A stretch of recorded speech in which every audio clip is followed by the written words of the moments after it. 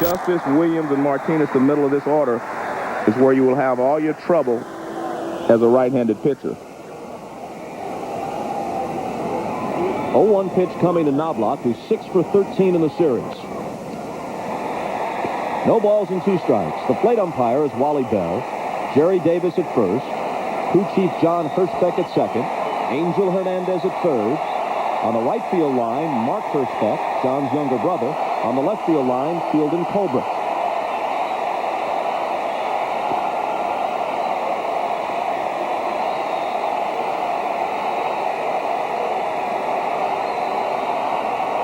And the 0-2 pitch, way high.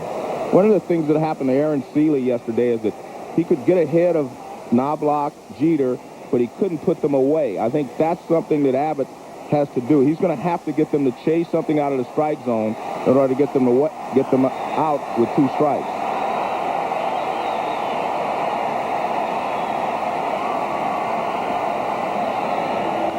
Breaking ball, check swing foul. The final is in from Shea Stadium. The Cardinals get back into the series with the Mets by winning 8-2 behind Andy Bennis. So that series stands 2-1 like this one with the New York team in front.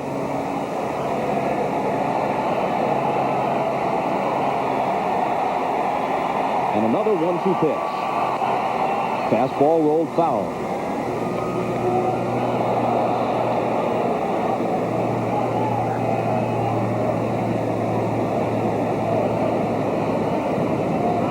Everyone wondering if the Yankees truly came alive with the 7 runs in the 8th inning of Game 2 of this series. And they win 8-2 here last night. 2 balls and 2 strikes. Prior to that, they truly had been struggling, even though they got by Oakland in the division series. They lost their last 7 regular season games and 15 of 18 coming into the postseason. And their 87 wins was only 5th best in the American League.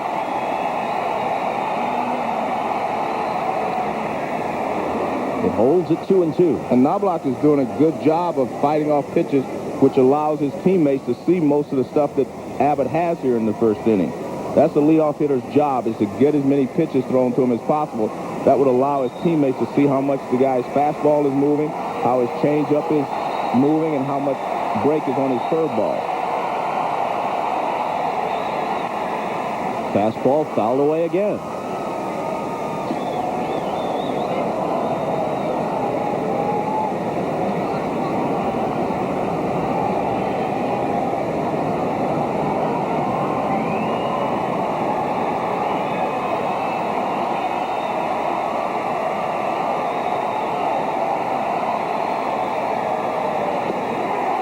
With that sinker. Well, he finally got Chuck to chase something out of the strike zone. And the pitch goes down and in to Chuck. I'm not so sure if it was a sinker or a change. It's a changeup. Yeah, you can tell by the way it comes out of his hand on the slow-mo replay. Yeah, I thought it was a changeup, but I wasn't sure. But that definitely was a changeup, and that's the pitch that's going to be very important for him today anyway. Knobloch gave him a battle, but Abbott disposed of him. And here's Jeter.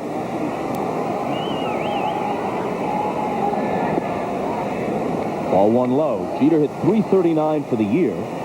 Just .233 in the playoffs so far. 3 for 11 in this series. He did have the Game 2 homer. A ball and a strike.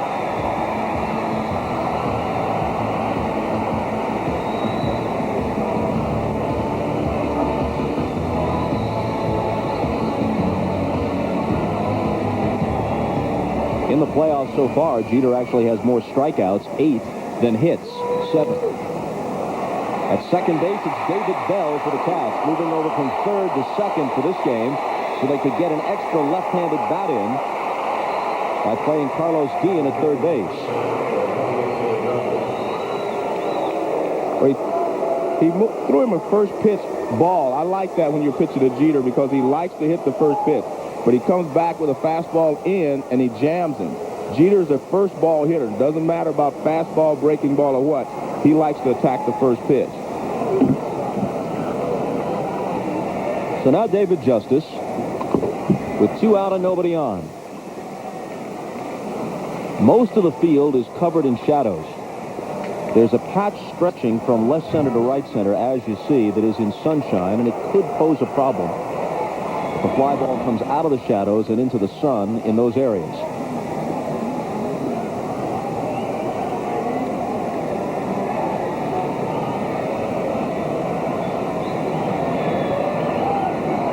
Abbott's 1-0 pitch is high.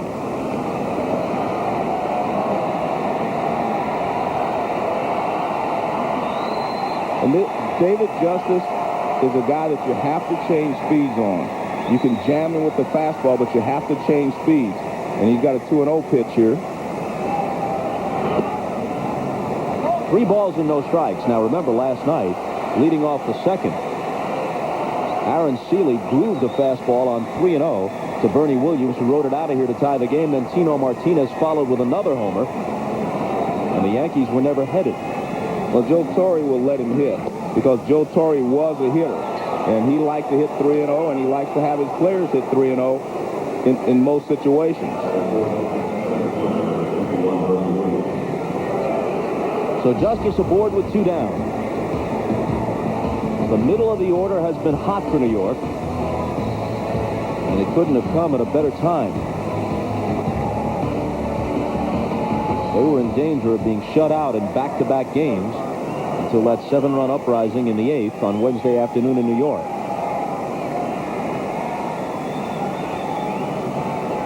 We'll see what unfolds in the next few days, but it may turn out to be the case that the Mariners had them on the ropes and let them off. Strike to Williams. One of the things that happens to a pitcher when you allow your team to hit 3-0, he starts to think early in the count, so he pitches you 2-0 like he would if it's 3-0. He doesn't want to go to 3-0, so you're going to get good pitches to hit early in the count. As we saw there, he threw Bernie a fastball right down the middle. 0-2. There's a changeup. That's the pitch that's going to make or break this outing for Abbott when he pitches to the middle of this lineup.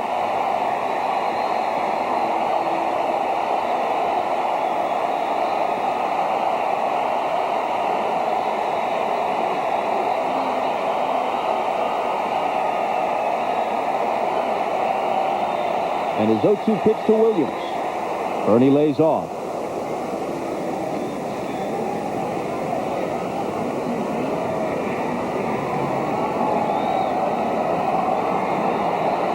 Joe Torre said in the past when he let Bernie Williams hit 3-0, he was never really aggressive. He would just have feeble swings.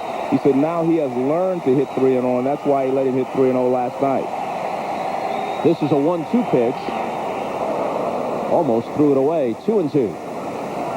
Even though only one man has reached, Abbott has already thrown 20 pitches in this inning. Knobloch fouled several off, made him work. Justice drew a 2-out walk.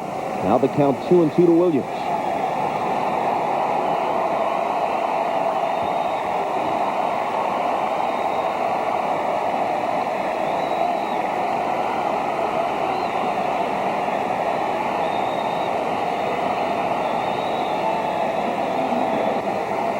Top foul. Well, he set the changeup up perfectly then. He threw him 2 high pitches. 1 high fastball in, then he threw him a high fastball to set him up for this changeup. But Bernie gets a piece of it, but he was way out in front.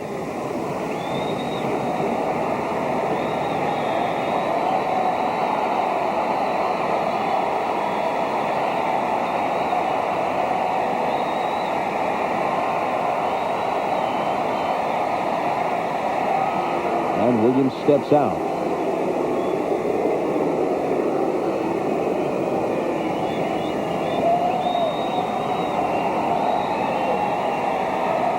Another 2-2 pitch coming. A bouncer towards second. Bell with the flip to Olerud to retire Williams. No runs, no hits, a man left. The M's come up in the bottom of the first. No score in Seattle.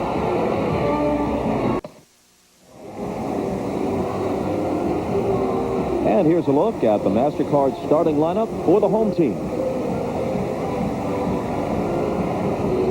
Very few of them have much to show for their career at-bats against Clemens. The exception is A-Rod, as you see.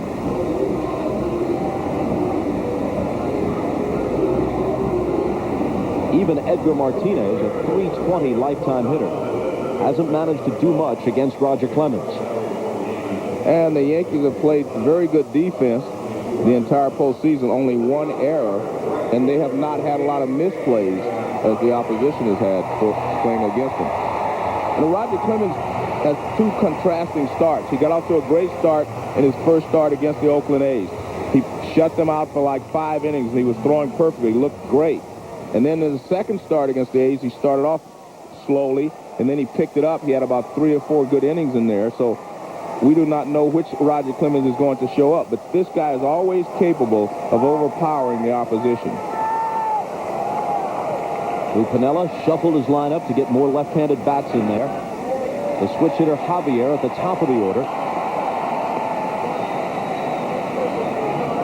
Ricky Henderson and Mark McLemore have been benched. Wilson is catching instead of Oliver. Bell has moved from third to second. Cameron moves down in the lineup to sixth. 2-0 to count.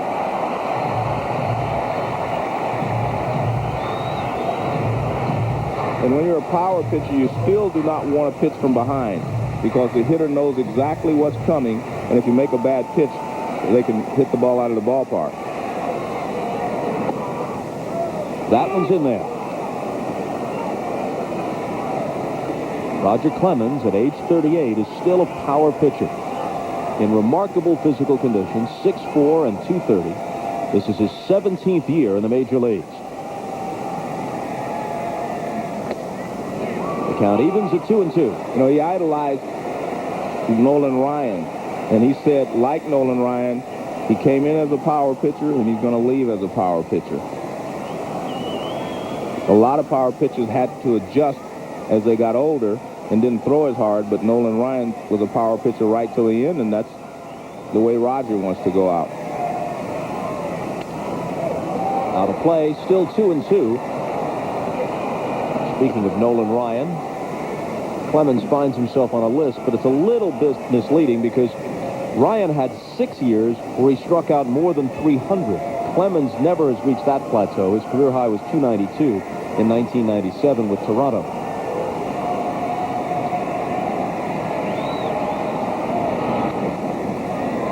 Javier makes him work. Another difference, in addition to leading the world in strikeouts, Nolan Ryan led his league in walks 8 different times. Clemens has always had very good control for a power pitcher. That's why he's won 5 Cy Young awards.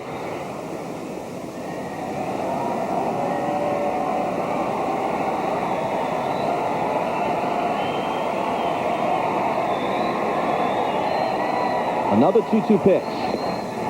Swing and a miss, strike 3. Actually tipped it back into Posada's glove, and Jorge hold on. Not only was this pitch overpowering, but watch the location, low and away. Posada sets up in the middle of the plate, but look at the ball run to the outside. 96-mile-an-hour fastball with movement. Look at the movement. That's tough to hit. You can always tell the movement where the catcher sets his glove and how he moves it to catch the ball.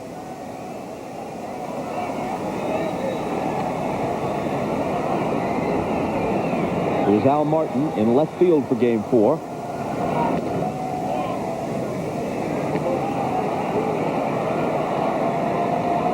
Martin has always been a good fastball hitter, and that's one of the reasons Lou wants him in there against Roger, because he handles the fastball so well.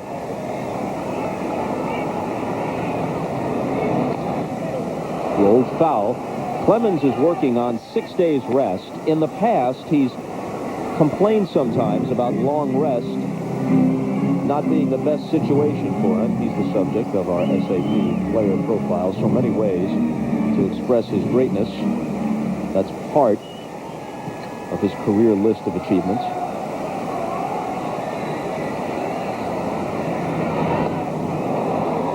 There's the splitter. He's thrown mostly fastballs, but that's the split-fingered fastball, which is kind of his out pitch, and especially if he can get ahead of the hitters. And watch how this pitch just drops. The bottom drops out, and you see the awkward swing by Al Martin. And he starts the game with a couple of strikeouts. Another splitter. This is basically the way he started against the Oakland A's. Here's the pitch sequence to Martin, a high fastball, low and in fastball, splitter, and then he strikes him out with another splitter. You can see all the movement on the pitch as it just drops out. The bottom drops out.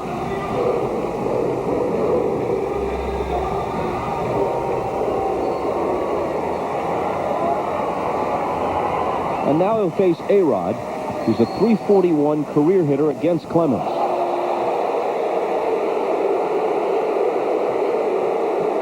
The crowd doesn't appreciate it one bit. A, because Rodriguez is their #1 guy, and B, because many of them may be aware of Clemens' reputation as a guy who will buzz you. And especially buzz guys who hit him well. I didn't think this pitch was as close as it looked, but it was definitely off the plate and inside. Again.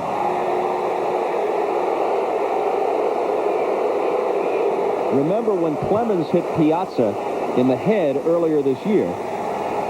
Piazza had a history of abusing Clemens. Piazza had hit the Rocket very, very well. No one doubts that Clemens was trying to come up and in on him. The question was whether or not he hit him intentionally. And I still do not think he hit Mike Piazza intentionally, although Mike Piazza said he thought he did. But there's no doubt in my mind that he was buzzing, you know, up and in. And look, pitchers often do that. I mean, if a guy hits them well, they have to try to find a way to get the hitter out. They will use that. Rodriguez was swinging 3-0, and he fouls it back.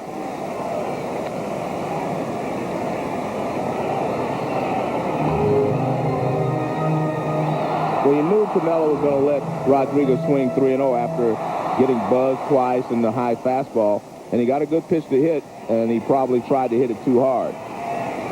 Well, I tell you what, Lou is not happy. So we may see the old Lou Piniella back today. Full count.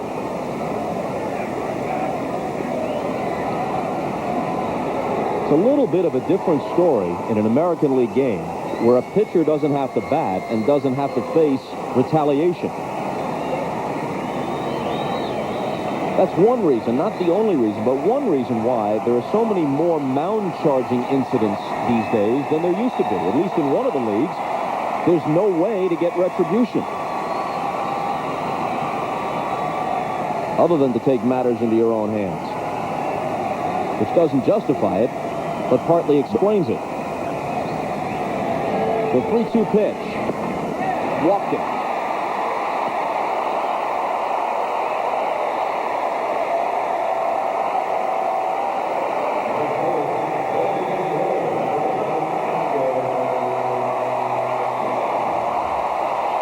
Even Rogers' manager, Joe Torre, said he used to dislike Roger when he pitched against his team because he felt like he would come up and in too often. Clemens had his back turned to Rodriguez when A-Rod arrived at first base, but you saw the way Rodriguez was staring toward the pitcher's mound. Well, I don't think there's any doubt that he's upset. Here's Edgar. Swings on the first one and pops it up. Martinez in foul ground, retires Edgar Martinez. Rodriguez left at first. No score after one. NBC's coverage of the American League Championship Series is brought to you by March 1st, a new world, a new way. www.march1st.com. By Gatorade Thirst Quencher. When the moment comes, will you have what it takes to finish? Gatorade, is it in you? And by MasterCard. There are some things money can't buy. For everything else, there's MasterCard.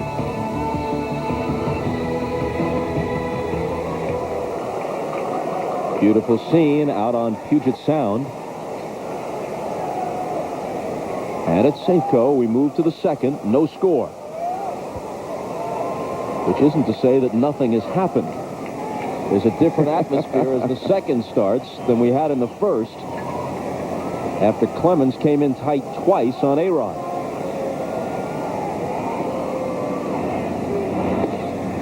0-2 Ball 1 to Martinez. Was hit safely in all 8 playoff games for the Yankees.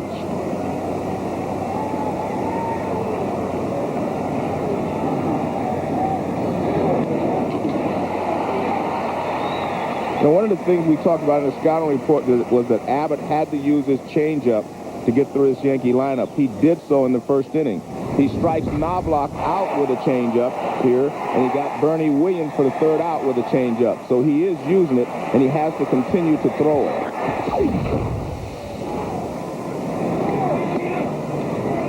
2-1. Posada and O'Neill will follow Martinez in the Yankee second.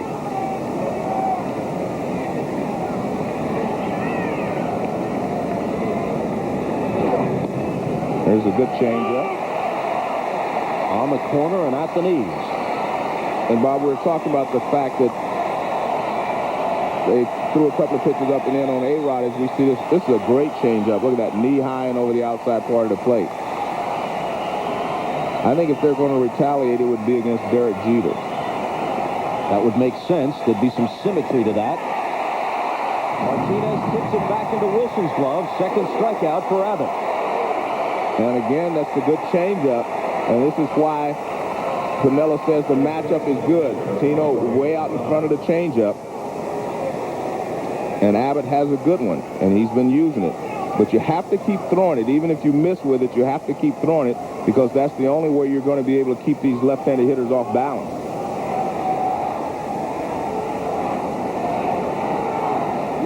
Posada hasn't hit in the playoffs. 185 to this point. And he has to spin away. Well, I guess they couldn't wait for Jeter. Does it make any difference at all that this is Clemens' catcher? Yeah, well, I think he got the first hitter out. I think that made the difference.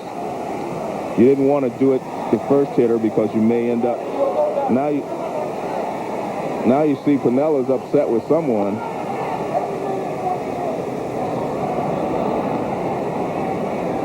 It's a fastball in, and you see Posada barely able to get out of the way.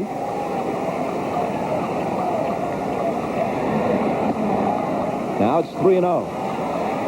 You see, the one thing you have to be careful of is this, just what's happening here. Sometimes you forget about your job when you start to retaliate. You forget that your job is to get the hitters out. And that has to be your number one concern, especially for the Mariners because they're already down 2-1 in the series. I think after you've done that, you have to put it out of your mind and forget about it and go pitch. And he walked him with 1 out.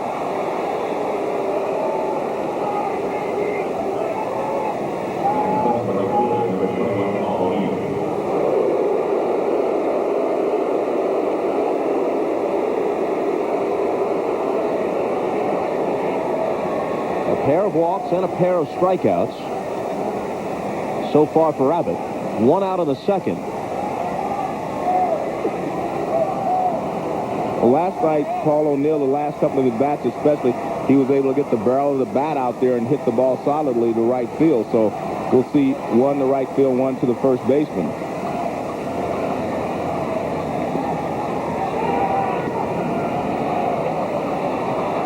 O'Neill may have begun to snap out of it late in Game 3. His last 2 at-bats were encouraging. He had a sharp single to right, then hit the ball hard in his final at-bat, even though Olerud made the play on him.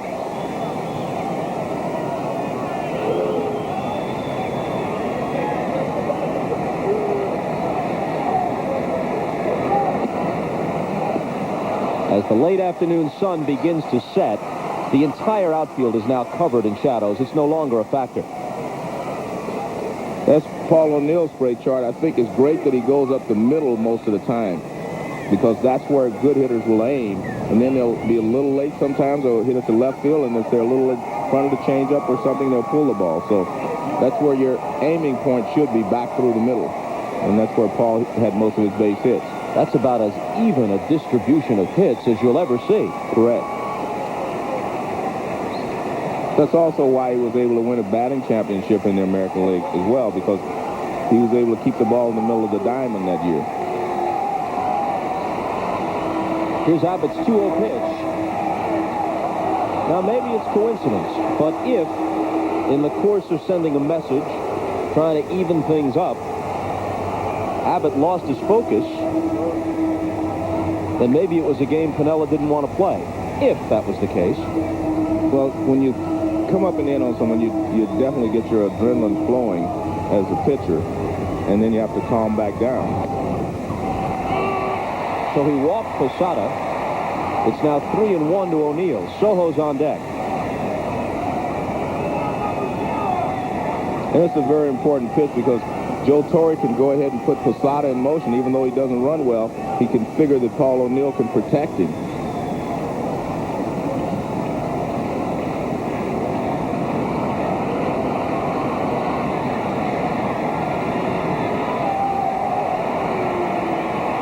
There he goes. And it goes right through the hole. Textbook hit and run. Posada heading for third. Martin has no play. Rodriguez with the left-handed batter up broke to cover second, and O'Neill hit it right through the space that Rodriguez had vacated.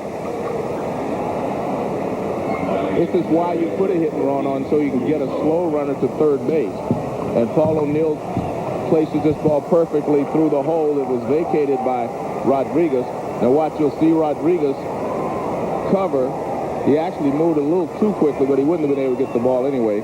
And it's a clean base hit to left field. And that allows Posada, who would not have been able to go to third base on that hit if he wasn't moving on the pitch.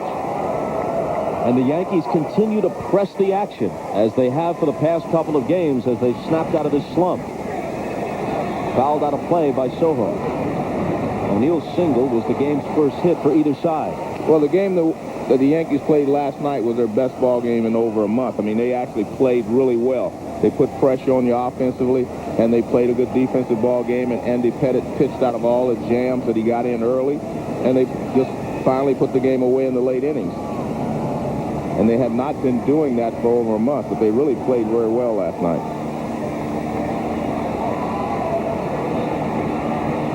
Seattle infield looks for the double play. Sojo doesn't run that well. He hits it sharply on the ground. They can double him up. He pops it up. Rodriguez wants it. 2 out. That was a good pitch from Abbott because Sojo's thinking that, well, he's trying to throw me a sinker to get the ground ball. Well, he threw him a riding fastball. Now watch where this pitch is. It's a riding fastball. It's not a sinking fastball. This one he gets up. See, that's the high fastball, the four-seamer, and it rides up a little bit, and he pops it up. He did not go for the sinker and the ground ball.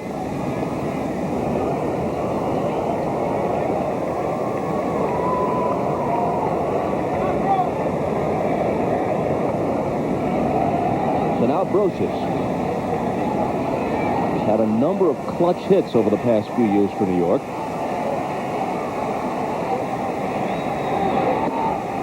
Ball one up and in. Well, he had struggled early in the series, but yesterday he looked like he was coming out of it as well. He hit a hard ground ball, one hopper toward the second baseman. He was staying on the ball longer, and he also had a base hit, but he was staying on the ball longer yesterday than he was earlier in the series. In this postseason, he has only 1 RBI in 26 at-bats. 2-0.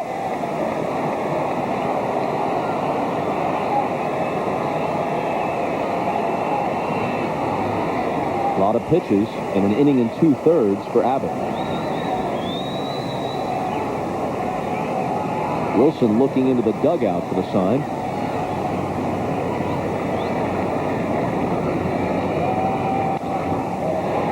And a pop back of short. Martin coming in. Rodriguez going out. Martin calls him off and takes it. Yanks had first and third, 1 out. Abbott held them off.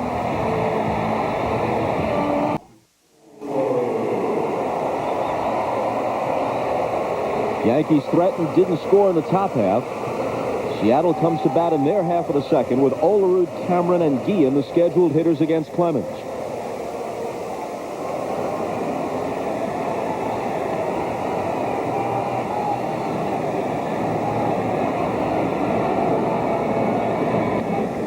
Ball one high and away.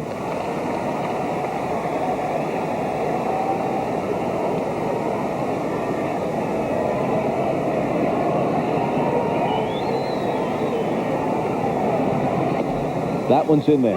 This is Roger Clemens' 15th career postseason start. He's been a 20-game winner 5 times. He's led his league in strikeouts 5 times. In ERA, 6 times. He's won the Cy Young Award a record 5 times. In all of those categories, the number is higher than his career number of postseason victories.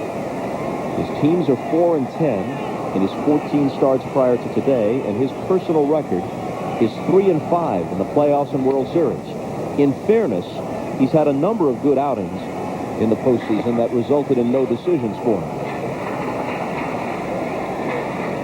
As a young pitcher, Cy Young Award winner and MVP in the American League in 1986, he had 2 no decisions in the heartbreaking World Series loss for the Red Sox to the Mets, including a no decision in Game 6. The infamous Mookie Wilson ground ball through Bill Buckner's legs.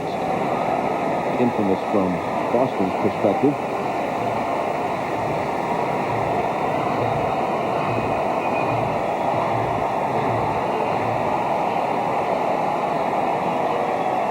Full count to Olerud. And hit through the middle, grabbed by Soho on the move. A little humpback liner, and Soho was able to get there. Well, Roger hit Olerud right on the fist. That's why this ball didn't get through. It's a line drive, as you see, jams him, but it's a very soft line drive, and it allows Soho to run over and make the catch.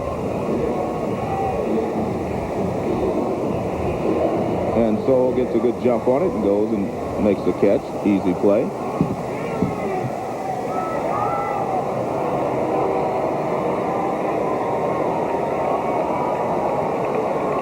Now Mike Cameron, the 2 for 11 with 5 strikeouts, accounts for why he's been dropped from the top of the order down to 6th.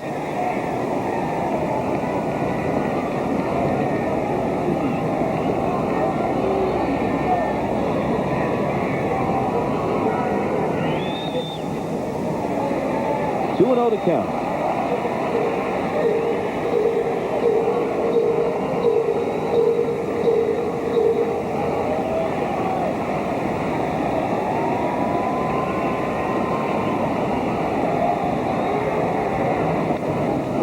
Back to the screen. And this is the situation that Lou was talking about earlier. He said when they get hitters counts, they have to be more aggressive, meaning 2-0, 1-0, 2-1, 3-1 counts. You have to attack the ball rather than just try to put it in play.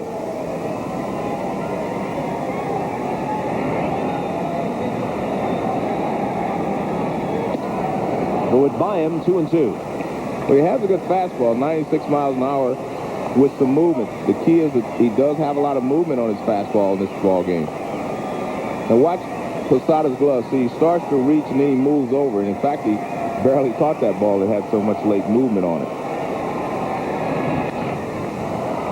Popped up, Soho retreating from second, but coming in from right field is O'Neill to take it.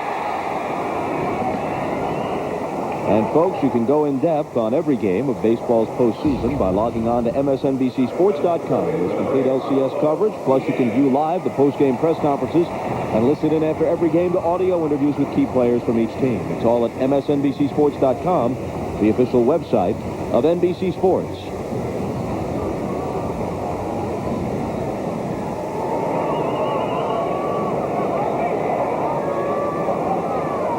Now Carlos Guillen,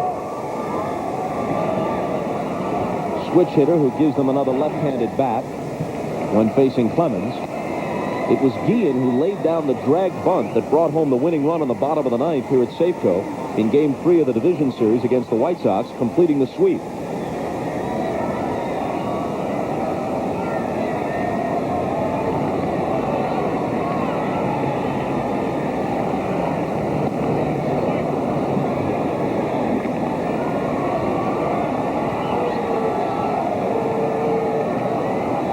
In the bottom of the second, 2 out, nobody on, and no score.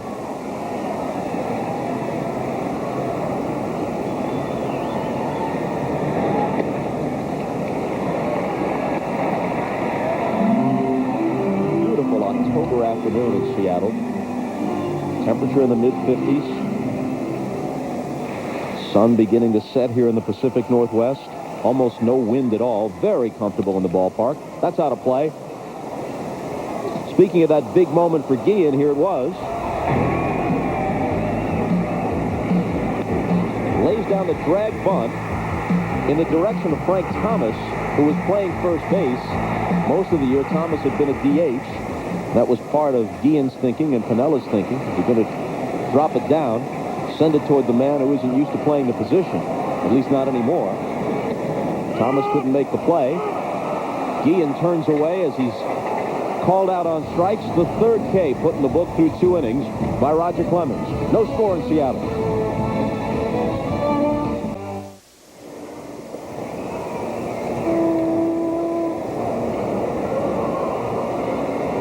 Capacity crowd of 48,000 at Safeco, which includes Bill Gates. I understand he called up prior to the game, was told there were no tickets available, and so he bought the team and installed himself in the front row.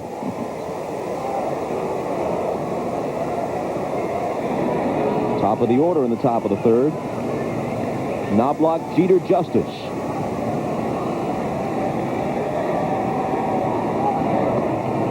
Paul Abbott worked out of a jam in the second. Yanks had runners at first and third with 1 out. He induced a couple of pop-outs to keep the game scoreless.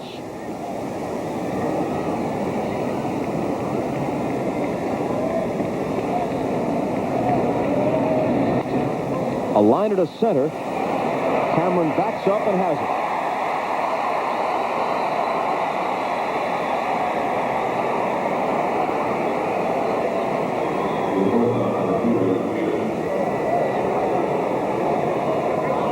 Abbott has been successful in keeping Knobloch off the bases, and I think he's going to have to keep Knobloch and Jeter off if he's going to be successful in this ball game, because if he gets runners on base and he has to pitch to Bernie, Williams, and Justice, that's when he's going to have his biggest problems. He got out of a jam last inning, but he was at the bottom of the order. Strike 1 to Jeter. Now, you mentioned earlier that if there was going to be retaliation for Rodriguez being buzzed, that Jeter was the logical guy. Now, Posada was brushed back. Does that even the issue? Yes, I think the issue is finished now. It should be. But the reason I said it, because if you get the shortstop, they throw it to shortstop, you get the shortstop. They throw it to first base, you get the first baseman. That sends the message back. But they decided they wanted to do it right away, and Posada was, again, the logical choice because he's the one calling pitches. He works with the pitcher. A ball and 2 strikes. Not just position for position, star for star, too. Right. Well, that's why you maybe think that they were going to get Jeter, but he probably didn't want to wait. And I think that if you're going to do something, you do it right away so you can get on with the ball game.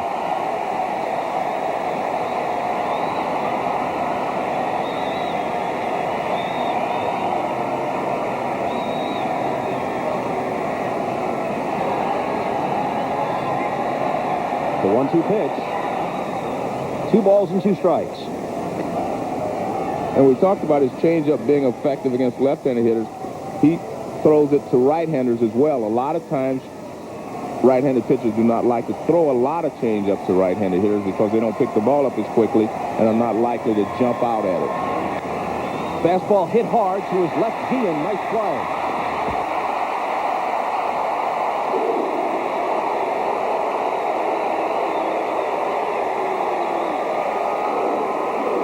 Well, Jeter smashes this ball, but the good thing is the big hop again comes up and he makes the play.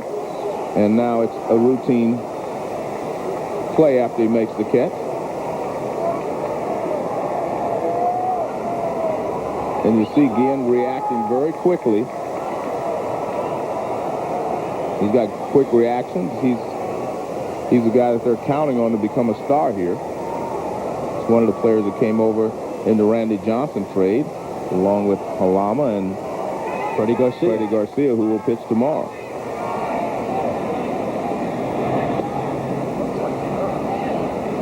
He was trying to start Justice off with a changeup.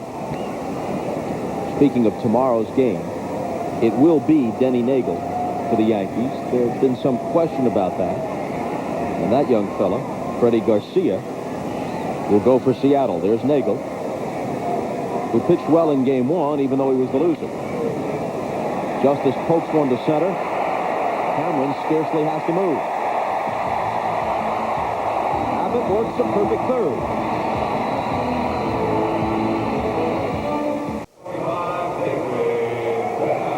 Jim Gray back in Seattle before the start of the last inning. John Hirschbeck, who's the crew chief, went out and spoke to Roger Clemens. I spoke to Hirschbeck and asked him what he said. He said, Roger, that's enough. I've seen it all. I'll have no more of that. No more of this game. That's it. Bob? Jim, thanks very much. Well, Clemens started it by coming in tight on Rodriguez twice. Abbott answered by spinning Posada out of the batter's box. If it should happen again, and if the umpires feel it was with intent, there'll be some action taken. Well, look at this. It wasn't all that close, to be truthful, but it was close enough to draw a reaction.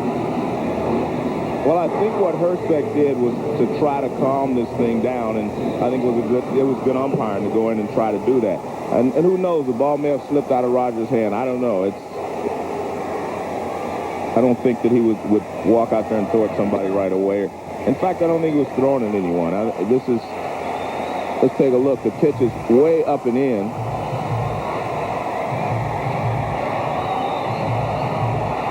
Well, I didn't see anything from his grip. And remember, the fact that Hirschbeck talked to Rogers does not constitute a warning. And warning has to be issued to the managers as well. So no one has been warned in this ball game. And normally they warn you before they throw you out of the ball game unless they think it's malicious.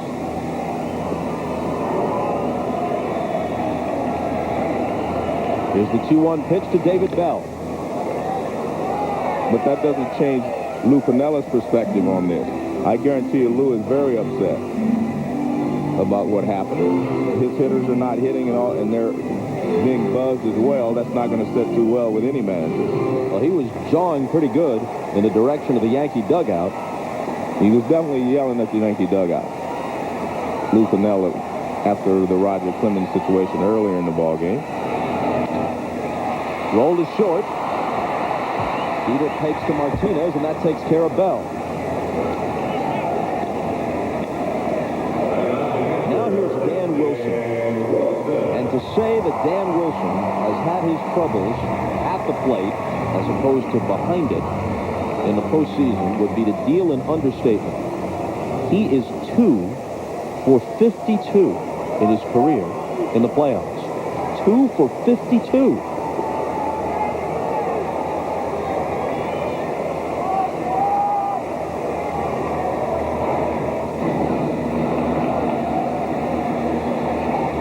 Joe, doing a little bit of research, back in 1964, you broke into the Texas League. Now, why do you want to get me in this? Well, I just thought I might like to have your perspective. You broke into the Texas League with the San Antonio Bullets by going 0 for 25, but recovered to be the league MVP that year. Did you ever have a slump in the big leagues that even approached that? Yes. My year with Philadelphia, I think I went 0 for 34. That's bad. That's real bad because I was putting the ball in play, just not getting any hits. But I came out of it in style. How? Hit a home run off Nolan Ryan and won the game, beat him 1-0. That's style. Now, that's pretty good. 1-2 to Wilson. I won't tell you how many other times he got me, though. Well, you're part of a long list. Correct.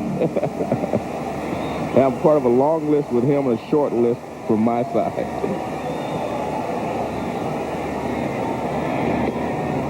Threw it right by Wilson upstairs, the 4th strikeout for Clemens. Clemens has twice, as you might know, struck out 20 hitters in a single game, a single 9-inning game. That's the Major League record. The first time he did it, with the Red Sox in 1986, it was against the Seattle Mariners at Fenway Park. Then later in his career, he did it at Tiger Stadium. Very few hitters can even foul the high fastball that Roger Clemens throws 96 miles an hour upstairs.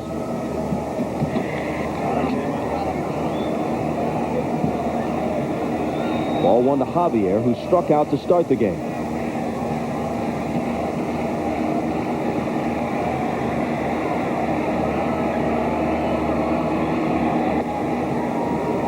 That one's in there.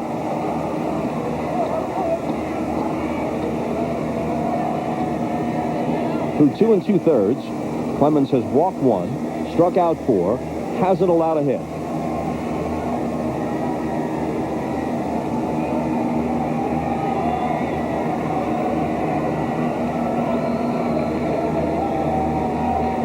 In fact, there hasn't been a ball hit particularly hard against him yet. Well, this looks like the Roger Clemens that started the game against Oakland. He was dominating for the first 4 innings, and then he started to struggle.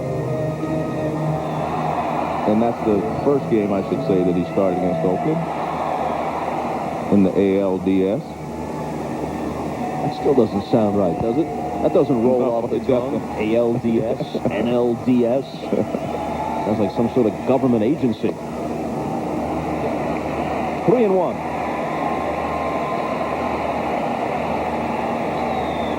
We're back to one of those situations that Lou was talking about. You're going to get a fastball from Roger Clemens in this situation, and he wants you to attack it. He doesn't want you to just go out there and slap a single someplace. He wants you to try to drive the ball in these situations. It's a good swing there by Javier. Full count now. Al Martin on deck.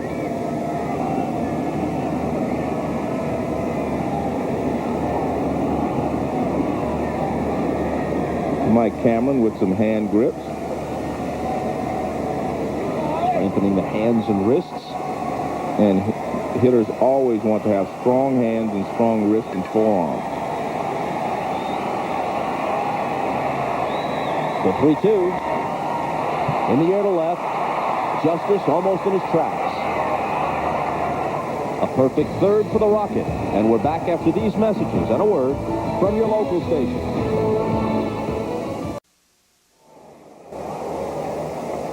First 2 hitters here in the 4th went deep back-to-back to start the 2nd last night. Bernie Williams sitting on a 3-0 pitch from Aaron Seeley, got the fastball about thigh-high, drove it out to right. A few pitches later, Tino Martinez hit it over the fence in left center. First 2 Yankee runs gave them a 2-1 lead, and they ended the night with a 2-1 lead in the series.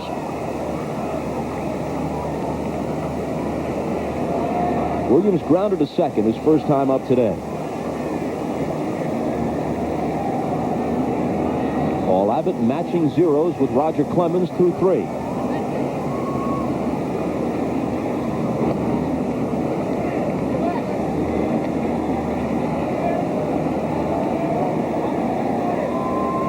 Williams was a .307 hitter for the season. We mentioned earlier that he's hit Abbott well coming into this game. Hits this ball in the air to deep right. Back goes Javier to the fence. He's got it. And the only reason that ball stayed in the ballpark is because it was a changeup, and Williams had to supply all the power. If that would have been a fastball, it's out of here. But Williams made the adjustment to how he pitched him the first time up, and this pitch, it's a good pitch. Watch, it's down. Well, it's in a little bit. That's the problem. It's a changeup down, and you see Bernie supplies all the power with his upper body and drives Javier to the wall for the out. And one of the things we talked about yesterday that Lou Piniella told us, the ball actually carries better when the roof is closed. So in left field, Al Martin retires Tino Martinez. Coming soon to NBC. Michael Richards is back on NBC as a private eye, along with Tim Meadows. The adventure begins.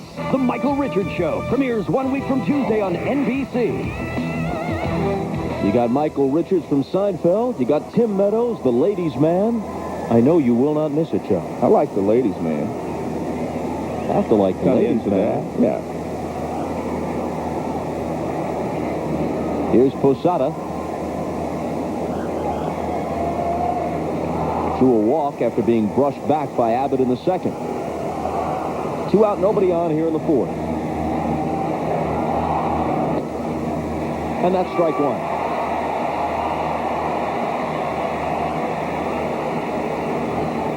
Since O'Neill singled in the second, the game's only hit for either side. Abbott has retired 7 in a row. The first 2 of those were crucial. The Yankees had first and third with 1 out. We got Soho to pop to short and Brocious to fly to shallow left to end the inning.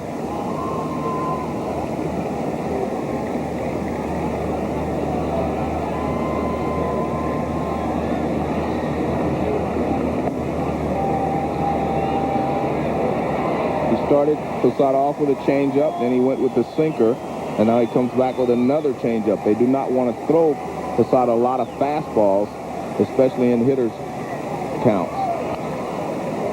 Pops that fastball away, though, but he's got it up and in.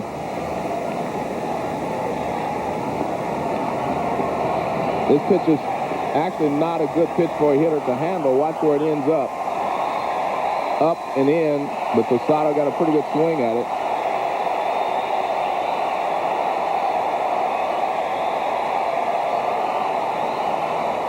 And the count holds at 2-2. Change up. One thing about Abbott's changeup, he's throwing it at different speeds. He's throwing it anywhere from 81 to 84 miles an hour.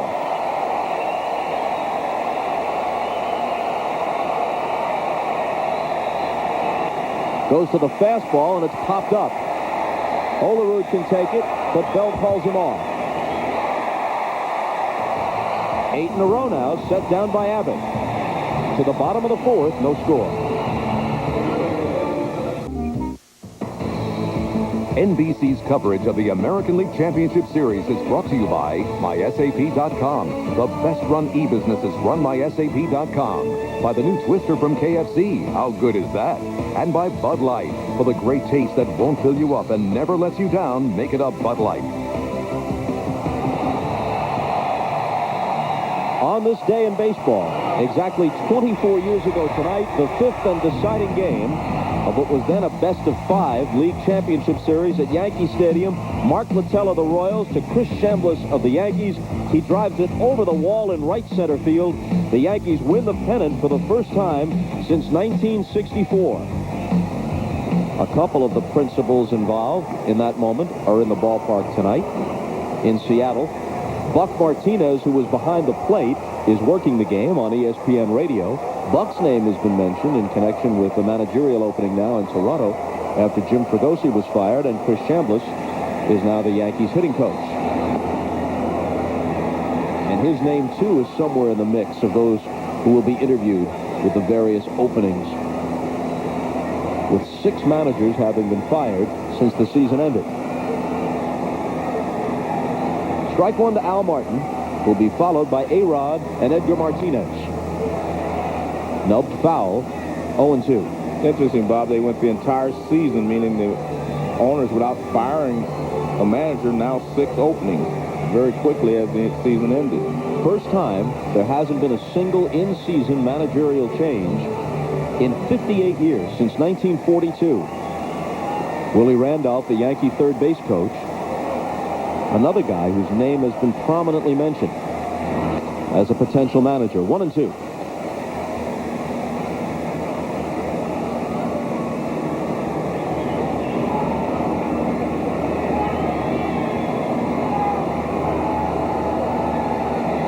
Clemens has struck out 4.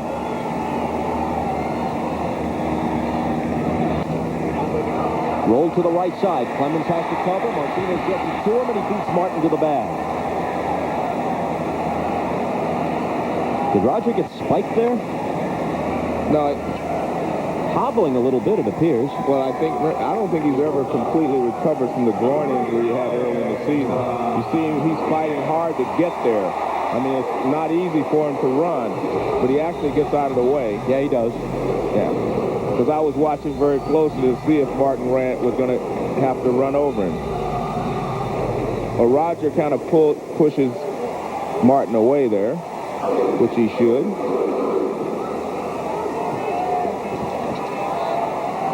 But you can see Roger was laboring a little bit, and I think that it's still because of the groin. He's not 100% when he has to cover first base very quickly, as he did on that play.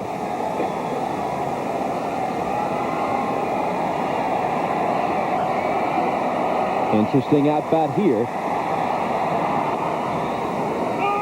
Strike one to Rodriguez, who was twice brushed back in the first inning by Clemens. Roger started him with a slider this time. The other two were fastballs in.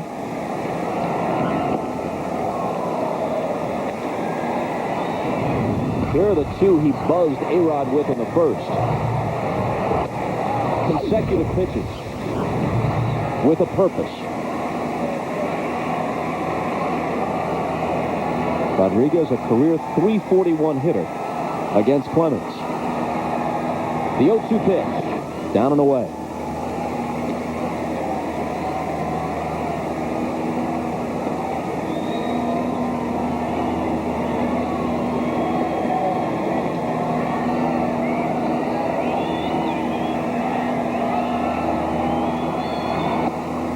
And he gets him swinging.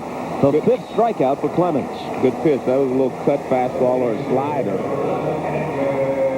Down and away. Slider down and away, and A-Rod just swings over the top of it.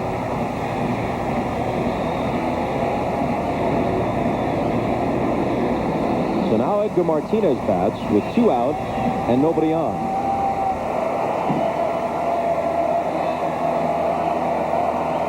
He fouled out to Tino Martinez in the first. We mentioned this earlier in the series. If the Mariners rally and make it to the World Series, Edgar would have to be only a pinch hitter in the National League ballpark. They'd use the DH in the American League Park and play National League rules in either Shea Stadium or Busch Stadium, depending upon who emerges from that series. Well, if the Mets were to win, he may have a spot. He may play first base, and they would let John Olerud take some time off against some of the left-handed pitchers of the Mets. I think you have to find a way to get his bat in there sometime. You may not be able to get it in there on an everyday basis, but you have to get him in there as much as possible, and that would be the only solution, I believe, because he can't play first base. Hit to short. Jeter comes up with it, throws him out. Just as a point of reference, he's played 11 games at first base in the last 3 years. The last time he played the field regularly back in '94, about 60 games at third.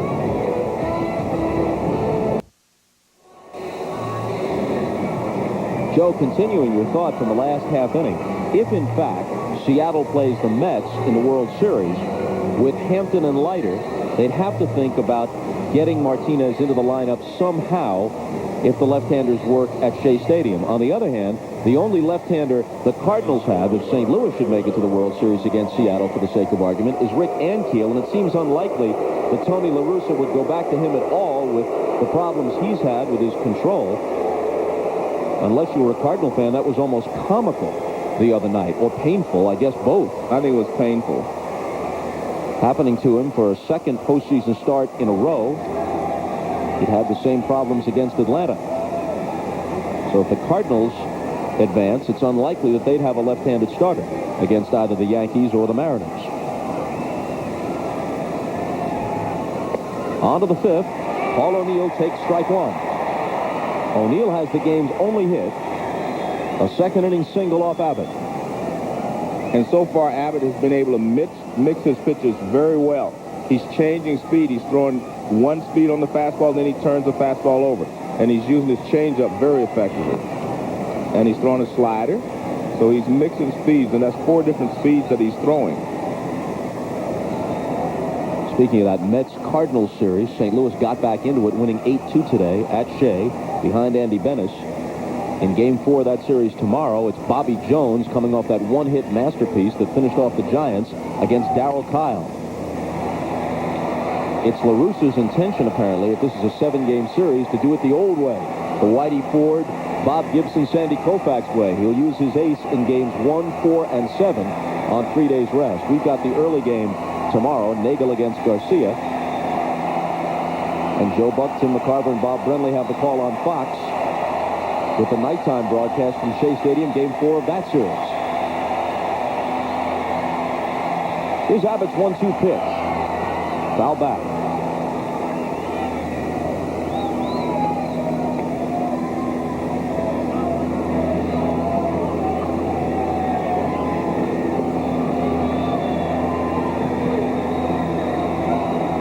see the numbers for Abbott.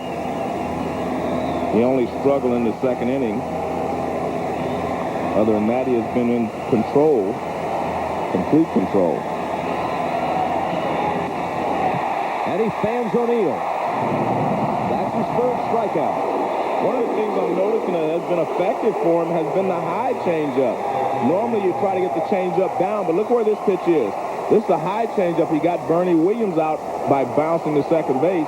Bernie bounced his high changeup to second base. There's the changeup again. This one's up, and Paul O'Neill swings over the top of it. And he's thrown a few high changeups. Called strike to Soho. A high changeup is normally easier to gauge because it's up in your eyes. You can see it better. When you have to look down at the changeup is when it fools you more. But he's been very effective. And the other thing about a changeup, you have to have great arm speed. It has to come out of your hand looking just like the fastball. And he uses great arm speed with his changeup. Soho with a drive toward the gap in left center field. Cameron on the run, and he gets one.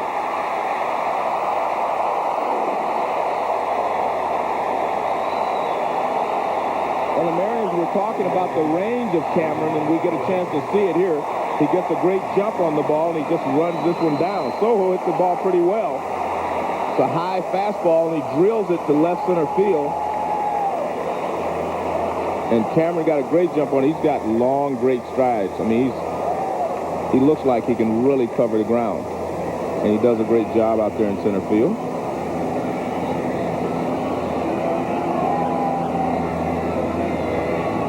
It's 10 in a row set down now by Abbott. And strike one to Brocious, who flied to left with runners at first and third and 2 out to end the second.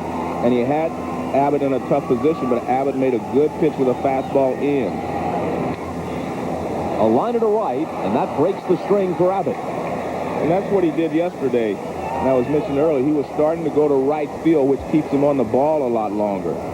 Brocious, at the beginning of the series and the Oakland series, he was pulling off the pitches away. Now he goes out there, this pitch is away, and he just goes the other way with it. That's good hitting right there. See how he hangs in there and stays there and goes the other way. If you pull off the breaking ball, you're not going to be able to hit it.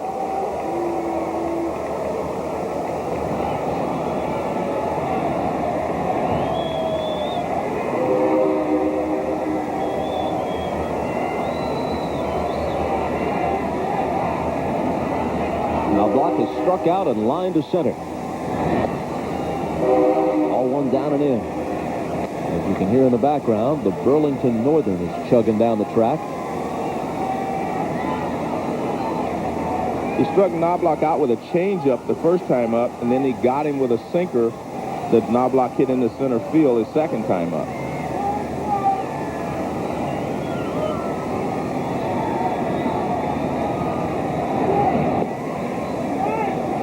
As we mentioned, Abbott had a very impressive outing at Yankee Stadium in August. He worked 8 innings and allowed only 7 hits and got the win against New York.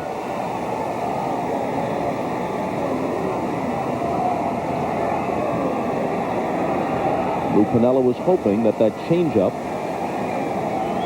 combined with the sinker would have the Yankees off balance. By and large, that's been the case through 4 2/3. He misses high here and falls behind 3-0.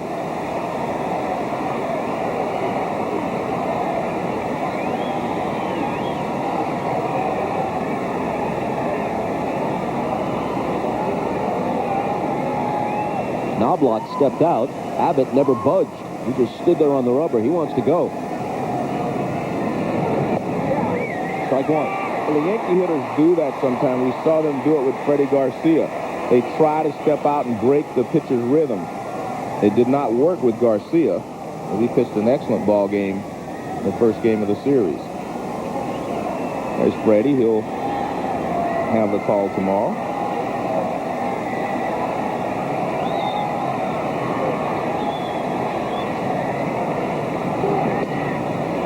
And Knobloch draws a 2-out walk, which pushes Brocious into scoring position at second.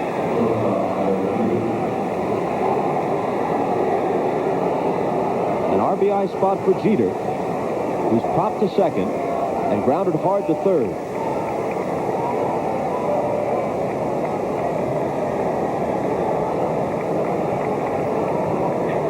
I just think Dan Wilson's trying to make sure that Abbott feels okay and he's comfortable with the way that they want to go after Jeter. They want to stay on the same page here. If you want to try to get him out with a fastball in, or you want to try to get him chase breaking balls away.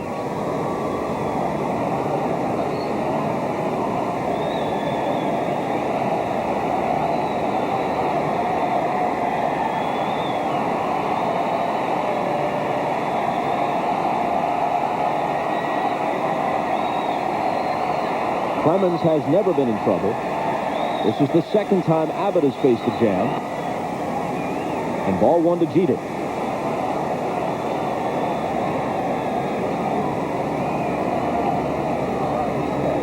Brocious, who singled with 2 out, is at second now. Knobloch, who walked, is at first. And there's the pitching coach, Brian Price, coming out as Abbott removes some dirt from his cleats. And the problem that Abbott has is everything can unfold very quickly here for him. I mean, if he's not able to get Jeter out, then you're into the middle with Justice and Williams and Martinez. So this thing could get ugly in a hurry.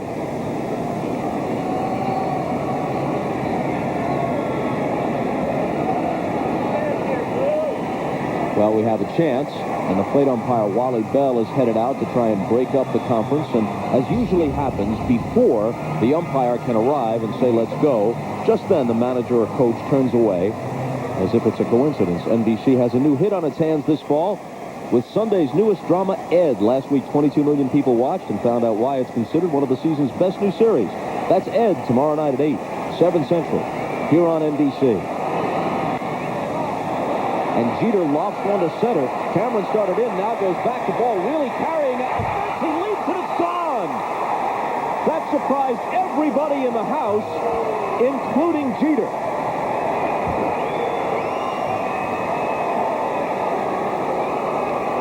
That looked like a routine fly ball, and it just kept on going. 3-0 New York. And the ball doesn't carry as well when the roof is open as it does when it's closed. This is a high fastball. It's up, and Jeter turns on it. He looked like he got a lot of it. He's not sure right there if he got enough. Cameron knows that it's going to be over the wall, so he goes back and he tries to leap up and keep it in the ballpark, but he can't, and the Yankees take a 3-0 lead. Great effort there by Cameron. The kind of play that he has made a few times this year. Jeter watching it as he rounds first, but Cameron at first started in, then went back, and the ball just kept carrying on him, and he couldn't get back to the wall fast enough to really brace himself for his maximum leap. And all this started with 2 outs, a single to right by Brocious, a walk to Knobloch, and Jeter puts him ahead.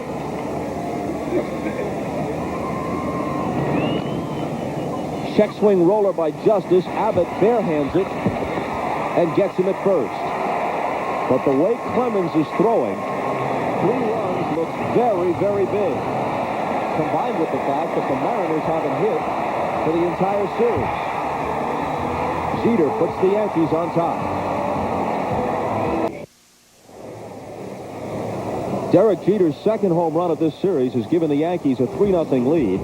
Here's a look at some of his exploits in this LCS. The back-to-the-plate catch in Game 1 at Yankee Stadium. Diving play to steal a hit. Here in Game 3, earlier in the series, going in hard against his buddy A-Rod to break up a potential double play. The opposite field home run in the 8th inning of Game 2 at Yankee Stadium, and the play just before that was a possible double play that he went hard on and beat at first base to sustain what wound up being a scoring inning for the Yankees. And here's the home run just beyond the reach of Cameron in center field to give the Yankees a 3-0 lead. And Clemens back to work in the bottom of the 5th against Olerud. Slow roller toward Martinez. Clemens covers 1 out.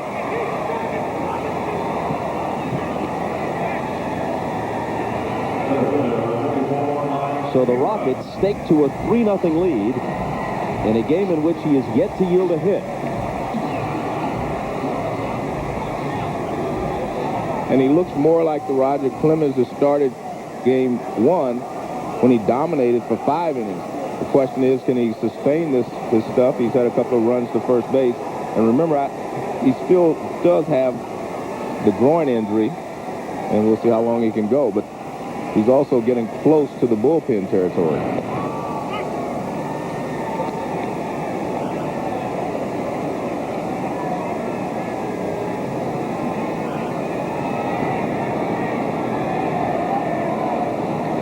The one walk was in the first inning to Rodriguez. And half of that was the 2 pitches he threw up near his chin intentionally. Apart from that, he's been perfect.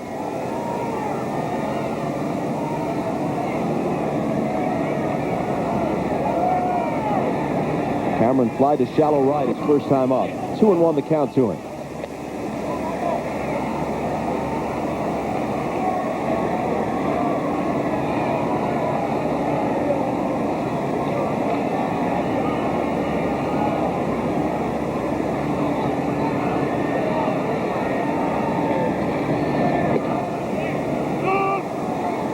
And you can see that he's spotting his fastball very well tonight. Posadas setups on the outside corner, and watch this. He sets up right on the outside corner, and that's where he receives it.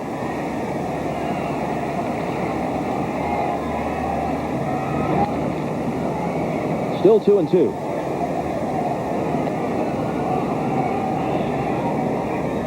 The 3-run homer by Jeter just really quieted the crowd. It seems to have taken everyone, the emotion out of the ballpark. Part of it is how hard runs have been to come by for the Mariners. There's strikeout number 6 for Roger Clemens.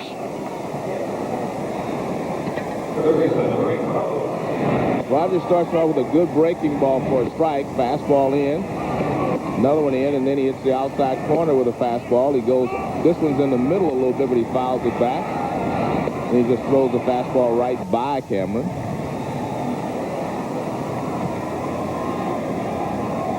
The way baseball has been played over the past 7 or 8 years in the major leagues, a 3-run lead is far from insurmountable, generally speaking.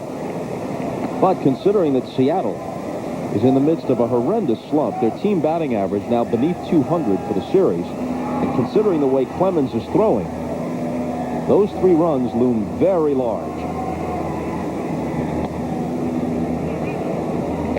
Well, each game has its own flow, Bob, and sometimes a 3-run lead is very comfortable. Sometimes a 3-run lead is not. So it's just the flow of the game. But the way this game is going, you feel like a 3-1 lead. If you're the Yankees, you feel comfortable with it. Especially knowing that if Roger can go a couple of more innings, you have Rivera and you have Stanton and you have Nelson out there to bring in late in the ball game. It's like the Yankee team is very similar to the Mariners team. All you're trying to do is get to the 7th inning with a lead. We asked Joe Torre before the game if he could use Mariano Rivera since he employed him for an inning and 2/3 last night. He said yes, I could use him for an inning. I wouldn't bring him in the 8th unless I was truly desperate. And since he's ahead 2-1, he's not going to be desperate tonight. But he would use him in the 9th, he said. He didn't throw that many pitches, even though he logged an inning and 2/3 in finishing up game 3. Full count now to Guillen.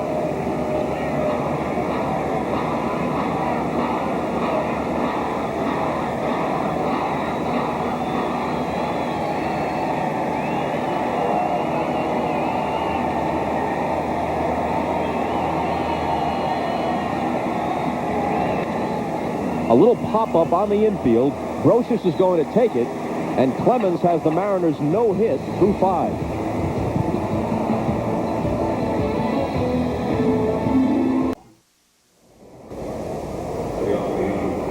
On to the 6th. Paul Abbott has pitched very well, but considering what Clemens is doing and the way the Mariners have been hitting through this entire series, he may have had almost no margin for error, and he did make at least one mistake to Derek Jeter, who drove it over the center field fence.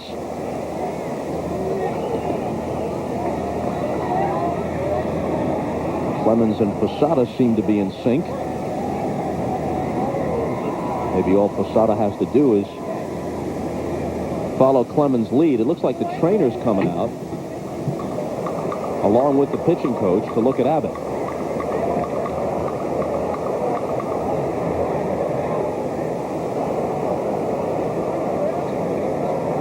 So far as we know, Abbott, who has had elbow and knee problems in the past, comes into this game with no particular problems. He's working on 9 days rest since he pitched well against Chicago in Game 2 of the division series a week and a half ago.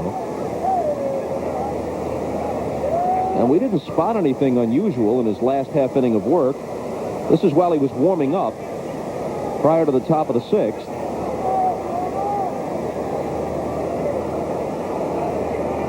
And he's shaking his arm just a little bit after that last warm-up throw. Well, watching that, it tells you that it's time to take him out because he doesn't look like, you know, he can throw without any pain. And I think the pitching coach is trying to get Lou's attention to tell him what to do. That's Rick Griffin, who is the Mariners' head trainer, who's out there, along with Brian Price, the pitching coach. Now, plate umpire Wally Bell indicates that a change is going to be made, but they didn't have anybody warming up. So whomever Piniella and Price decide upon will have as long as he needs to come out to the mound and get ready. It's Rob Ramsey, the left-hander, who was added to their roster after Jamie Moyer was injured and had to be deactivated for the playoffs.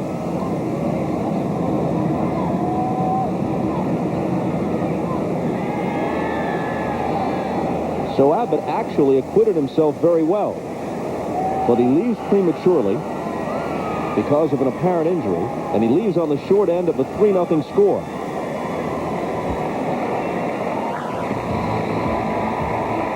Well-deserved round of applause. Many of the fans coming to their feet here at Safeco, and we'll be back in a minute.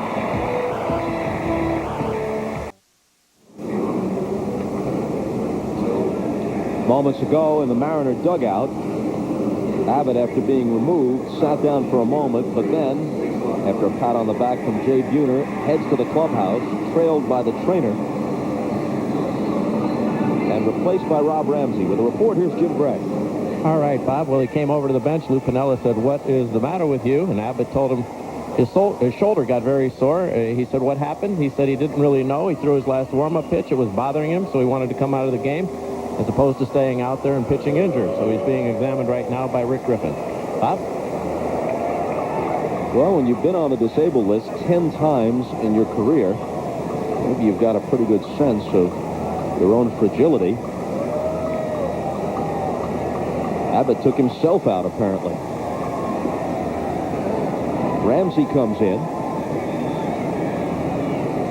1-1 for the year with an ERA of 3.40. Switch hitter Bernie Williams turns around to the right side. Ramsey has struggled with his control. In 50 regular season innings, he walked 40.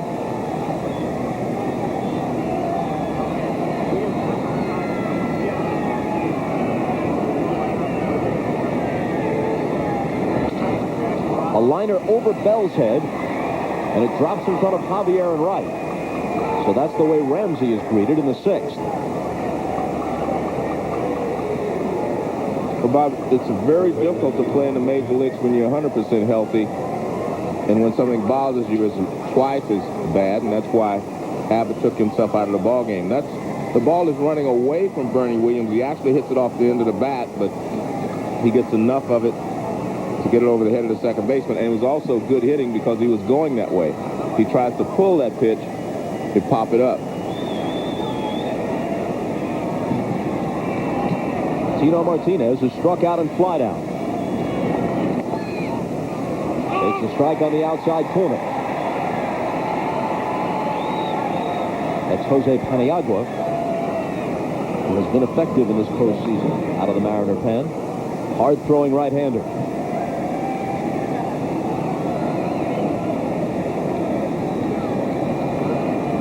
Ramsey's 0-1 pitch. Squid foul, 0-2.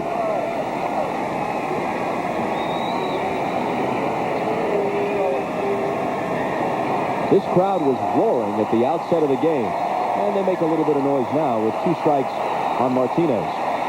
But the homer by Jeter and the way Clemens has pitched has taken a lot of the energy out of this crowd.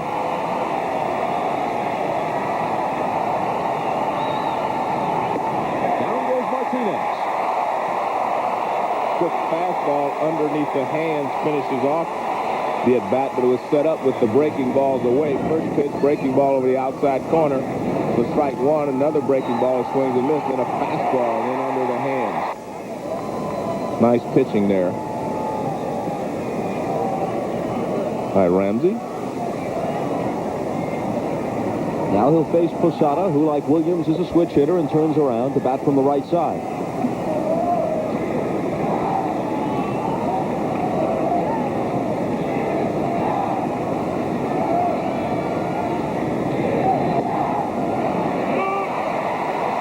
Game 5 tomorrow afternoon at 1 o'clock Pacific and 4 o'clock Eastern. Denny Nagel for the Yankees, Freddie Garcia for the Mariners, reprising the Game 1 matchup. There's the young right-hander from Venezuela.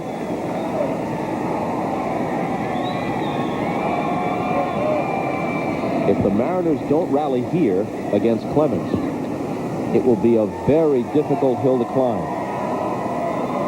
Even if they should beat Nagel and send the series back to New York, you've got El Duque waiting and rested for Game 6, nearly invincible in October in his career, and then Andy Pettitte in Game 7, if it gets that far. High 1-1.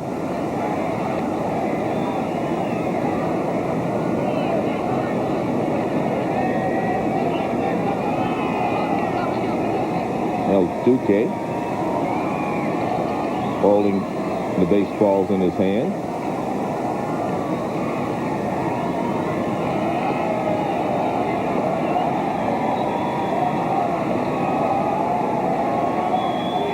There goes the runner from first. Here's the throw by Wilson. It's off the bag, and Williams steals second.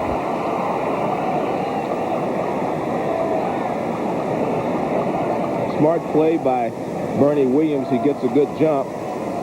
Wilson's throw is to the shortstop side, so no chance for him to tag Williams out. And Williams just basically takes off on his first movement, and he beats the throw easily. Meanwhile, the count runs to 2-1 on Posada.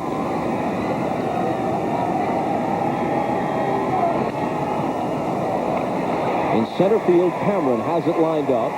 Williams tags, but just to draw a throw.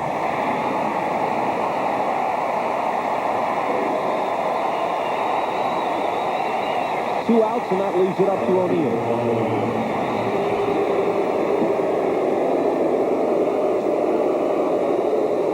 They don't tire of booing Paul here in Seattle.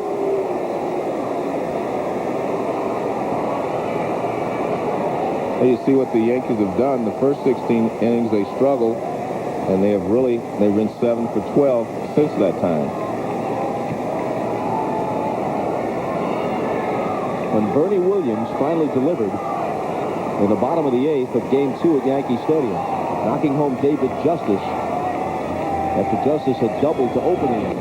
That tied the game. That was finally a case of the Yankees coming through with a man in scoring position, and then the floodgates opened.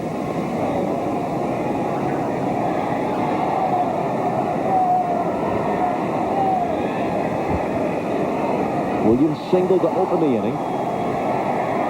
Later stole second. In scoring position with 2 out for O'Neill, who was singled and struck out.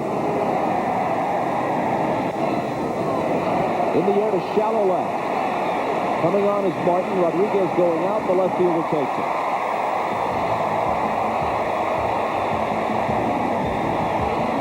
To the bottom of the 6th we go. 3-0 New York.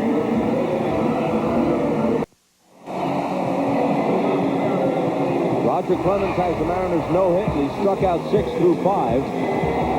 None of the current Mariners were on the club in April of 1986, when in a Cy Young and MVP season, Clemens remarkably struck out 20 and walked none at Fenway Park, April 29th, 1986. He wore number 21 then.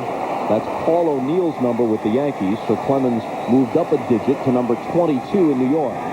He faces David Bell and starts him with ball one. Remember when Clemens went from Boston to Toronto, he in effect bought number 21 from Carlos Delgado by giving him a $16,000 Rolex watch in return for the number. The way Delgado has hit the past couple of years, the money he's going to make, he could buy a Rolex out of his petty cash drawer. But then it seemed big. Clemens got number 21 and won back-to-back Cy Young Awards in Toronto before coming to New York. Grounded foul. A ball and 2 strikes. Well, we said at the beginning that he has the ability to dominate an offense when he's spotting the ball well and staying ahead of the hitters. And so far tonight, even when he's fallen behind the hitters, he's been able to reach back and get enough movement on the fastball that they haven't been able to hurt him.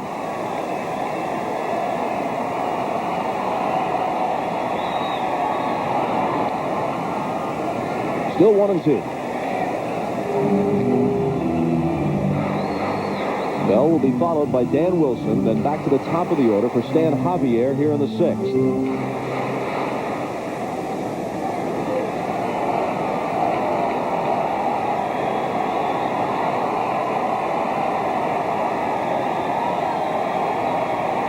Posada with the sign and Clemens with the 1-2 pitch. Just missed. 2-2.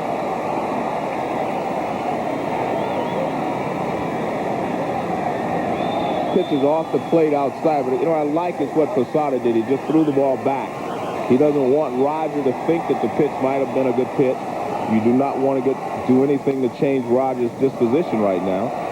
So he just caught it outside and threw it back. Clemens, by his own admission, not only very emotional, but very hard on himself, and he broods over bad outings. He's had a week to think about his failure to close the division series at home against Oakland, forcing his team to fly across the country in a do-or-die situation just to prolong their season by winning Game 5 at Oakland. He's well on his way to bouncing back tonight. Sliced foul, still 2-2.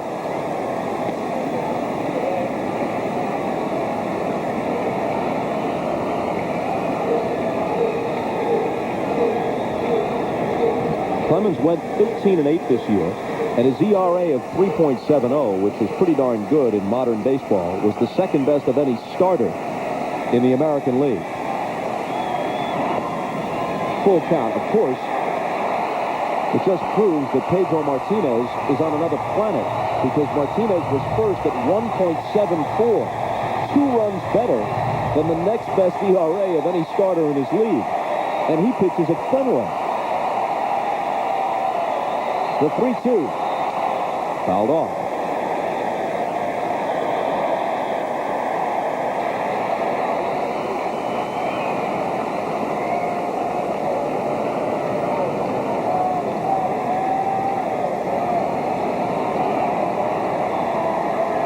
Seattle drew a lot of walks, contributing to the high on-base percentage during the regular season.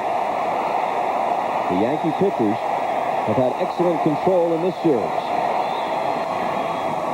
And Bell pops it up with the middle of the diamond. Jeter backpedals. And that's the first out. Bell gave him a good battle, but eventually Roger got the fastball up a little bit. And you can't hit the fastball when it's that high with that much movement and velocity behind it. Here's a high fastball up around the letters, and Bell pops it up.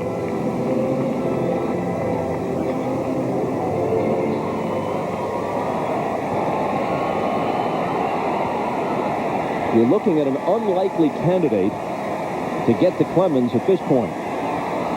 Wilson, who struck out swinging in his first at-bat and is now 2 for 53 in the playoffs for his career.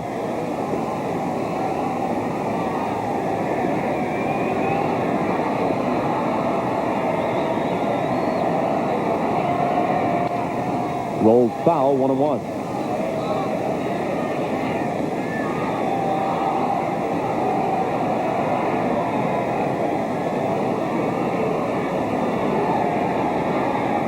The one thing that Roger's doing very well at this point, he's keeping everything down until he gets 2 strikes. And he's got 2 strikes now on Wilson, who wasn't close on that swing. But he's been able to keep the splitter down, the slider down, and his fastball down unless he wants to go upstairs. And Wilson not even close to this splitter. He has him at his mercy now and finishes him for his 7th strikeout of the ballgame. And everything is down, and that's the key, especially with his splitter. There's a high fastball. Now he comes back with another sinker. Now he goes with a splitter. He swings it, another splitter, and it's see you later. 7 tonight. He has more than 3,500 in his career.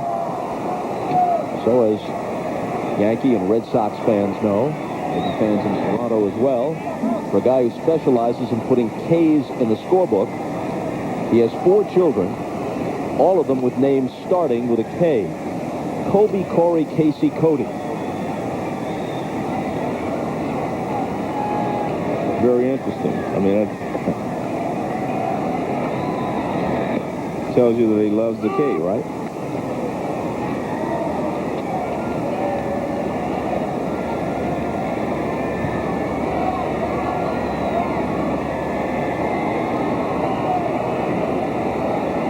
The 1-1 to Javier. A ball and 2 strikes. And he's going more to the splitter now than he was earlier in the ball game.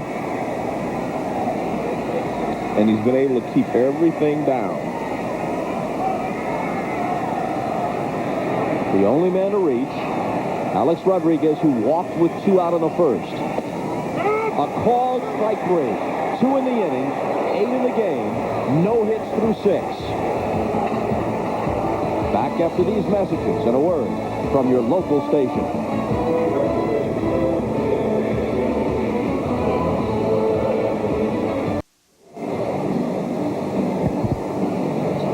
And Roger Clemens has been dominant tonight. He's striking the Mariners out. He's got 8 strikeouts. He started here with Javier Martin in the first inning.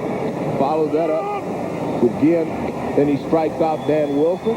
He even gets Alex Rodriguez, Mike Cameron, and he's doing it in a variety of ways. The splitter, the straight fastball. He's using all of his pitches. The high fastball, the splitter, the slider. I mean, he's using them all, and he's throwing strikes with them. But the important thing is he's keeping all of his pitches down unless he has 2 strikes, and then he goes up and out of the strike zone. So he's doing a great job. The Mariners, meanwhile, go to their 3rd pitcher of the night, the veteran Jose Mesa. 4-6 for the season, with an ERA of 5.5.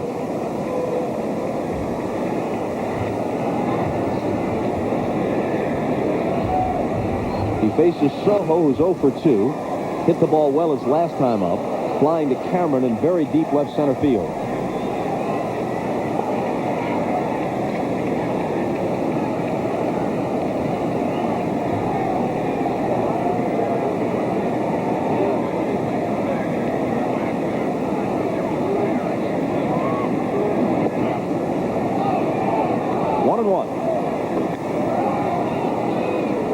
Derek Jeter homer in the top of the 5th with 2 aboard represents all the scoring in the game, and quite possibly more than what Roger Clemens will require tonight.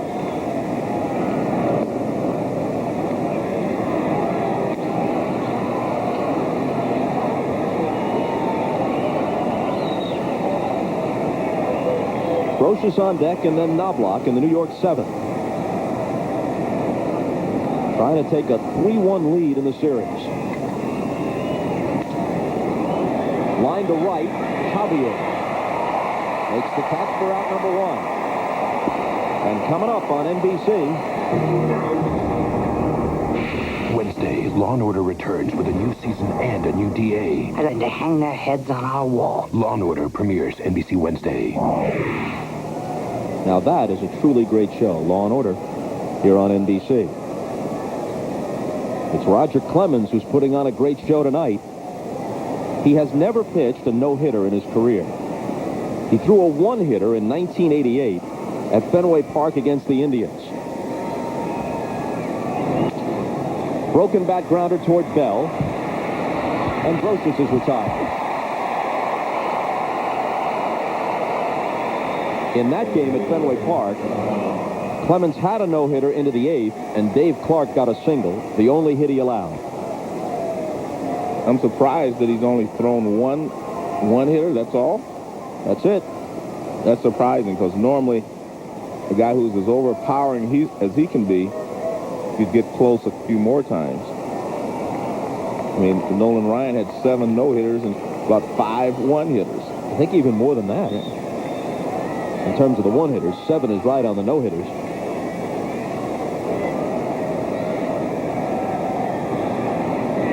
Knobloch's 0 for 2 with a walk. Well, his walk was very instrumental in this ballgame. I mean, it kept the inning going. The single by Brocious with 2 outs started the rally. Knobloch walked, and then Jeter hit a 3-run homer. Chased that one, 1-1.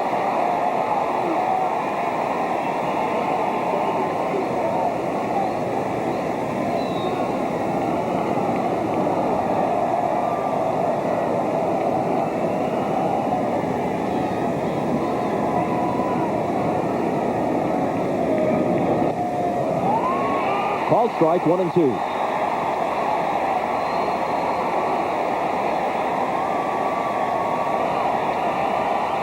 When a game unfolds like this one, there's almost a sense you can get lulled into it because it's still a relatively close game at 3-0. There's almost a sense that the Yankee at-bats are just prelude. Get it out of the way and get Clemens back to the mound. A drive to left center. On the move is Martin. And Mesa comes on and sets the Yankees down 1-2-3 in the 7th. Stretch time at Safeco, and we'll be back in a minute.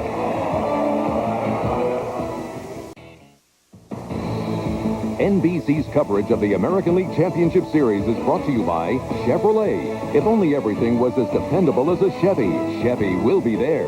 By NBCI.com, one site with everything you need. By Sun America, the retirement specialist. And by Coors Light, proud partner of the John Wayne Cancer Institute and their search for a cure.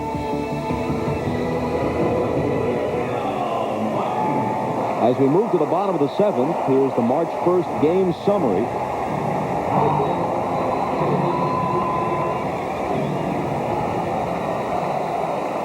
Clemens has been dominant. Paul Abbott pitched well before his shoulder tightened up on him, but he did allow the 3-run homer to Jeter in the 5th. And Bob, when you start to look down the lineup here, you say, well, how many guys can handle the real good fastball? Well, Al Martin is one of those guys. He can handle a fastball. He's been chasing the splitter. So if Clemens was to get behind him, he'd have to throw him a fastball. This ball is ripped, and it's over Martinez's head down the right field line. There goes the no-hitter, and there goes Martin towards second with a leadoff double. And that's what I'm talking about. You have certain guys that can handle a real good fastball, and some of the other guys are at his mercy. But Al Martin is one of those guys that can handle a good fastball. Now watch, he'll take this fastball and just rip it in the corner. And Tino Martinez gets a piece of it, it looked like. I thought he may have kicked his glove. I think it did. But he couldn't come down with it. And Martin has a leadoff double here for the Mariners. I think it tipped his glove. Yes, it does. Tips right off the edge of his glove. Tino almost gets it. Usually, when a guy pitches a no-hitter, there's a saving play or two. Martinez almost made one, couldn't. Martin's double spoils it for Clemens, and now everyone can turn their attentions to the game itself. And as soon as the no-hitter went out the window, Nelson and Stanton got up in the bullpen.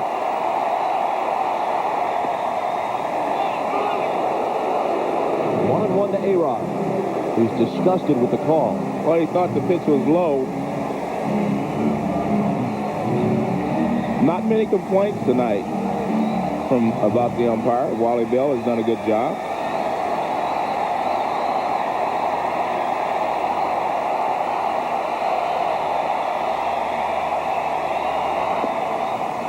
That one's in there, 1-2.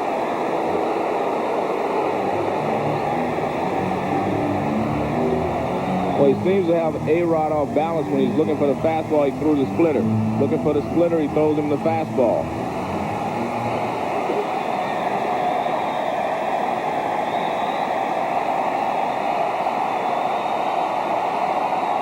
Seattle with its first chance against Clemens tonight.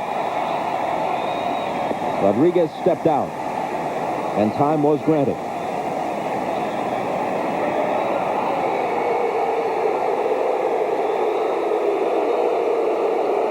Well, what Roger's saying is that you call timeout really late. And I mentioned this once before. If you stop a guy, see, Rogers didn't see him and he started and he followed through, which is the right thing to do, because if you stop yourself, you may hurt yourself. You can be injured stopping. And they were yelling at each other. Roger said something first, and then Alcs answered him.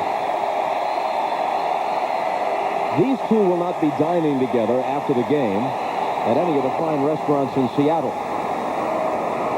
This has to be galling for A-Rod.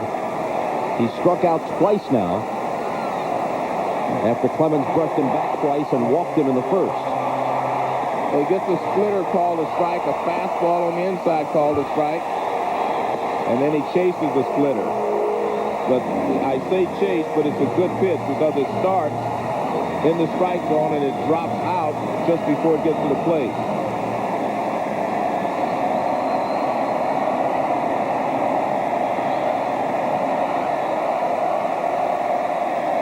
Edgar Martinez 0 for 2, squibs one foul.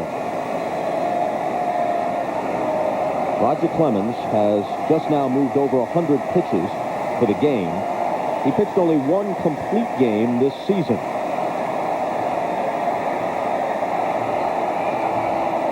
We're in the bottom of the 7th. As recently as the 6th, he was clocked at 98 miles an hour. So he isn't losing much, if anything.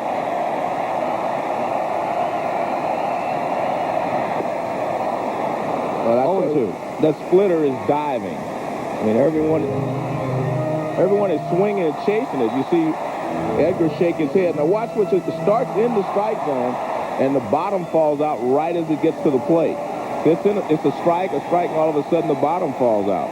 And when you have this many hitters chasing it, that tells you that it's a devastating pitch for him tonight. Called strike 3. Well, that's a slider. That's a little different pitch. That shows you how tough he is tonight. You get him looking for the splitter because that's basically what you've been throwing the last few innings. Now you come with the slider, and you buckle his knees on the inside corner. Great pitching there by Roger Clemens. So it's a slider. He thought it was going to be a splitter, and it's a slider. And that's strikeout number 10. Bringing up Olerud with Martin, who opened the inning with a double, still at second.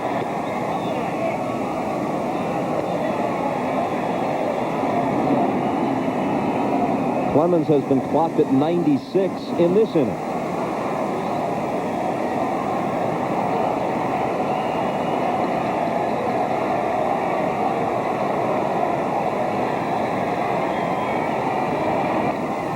Foul back, 1-1. Obviously, as long as the no-hitter was intact, Clemens was going to remain in the game. Now, even with the shutout, even with a one-hitter, Torrey will go to his bullpen eventually. It's doubtful that this will turn out to be a complete game for Clemens.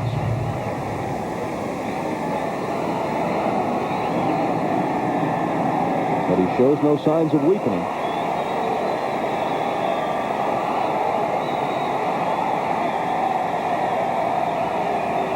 Here's the 1-1. A ball and 2 strikes now. The complete game that Clemens threw this year was actually a loss. Many of you may remember it late May at Yankee Stadium against the Red Sox's old team and Pedro Martinez, one of the great duels of the season.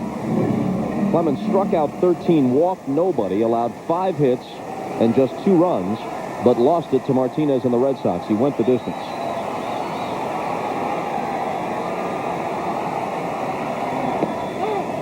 They check at third. He didn't go around. And when you can throw the splitter at 90 miles an hour, 91, 92 miles an hour, and start it in the strike zone and the bottom falls out, it's almost impossible for the hitter to lay off of. This one, Olerud lays off of the pitch before he swung at, and we've seen Alex Rodriguez chase him. We've seen Edgar Martinez chase him. We've seen a lot of good hitters chase the splitter tonight. Full count. A lot of times fans watching at home from the center field camera say, why doesn't the hitter lay off? But exactly. It's on you so quickly, and it doesn't look like what it ends up as in the catcher's glove the split second before it dives. Well, it looks like it is in the strike zone halfway there, and it appears to be in the strike zone, and a lot of these hitters are good low ball hitters, so they want to hit the low pitch, but then the bottom falls out. The 3-2. And Olerud draws the walk. They check down at third base, and Angel Hernandez said he didn't go around, so this is going to bring the tying run to the plate. You be the judge. Close. Well, I don't think he swung at it, but the pitch had to be close. You can see that the ball may have been a fraction off the outside corner. Roger wanted it.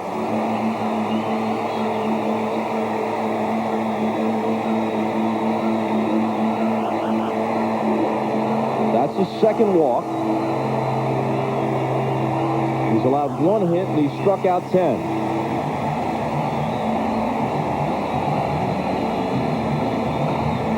The hitter is Cameron, who had 19 homers during the season. Nelson and Stanton in the pen. Well, Cameron has power, but he's also been overpowered by Roger Clemens tonight. He has not been able to catch up with the fastball or the splitter. He has been off balance. He's 0 for 2, hit a fly ball to right field, but even then he was overmatched by Clemens. He's going to have to speed it up a little bit.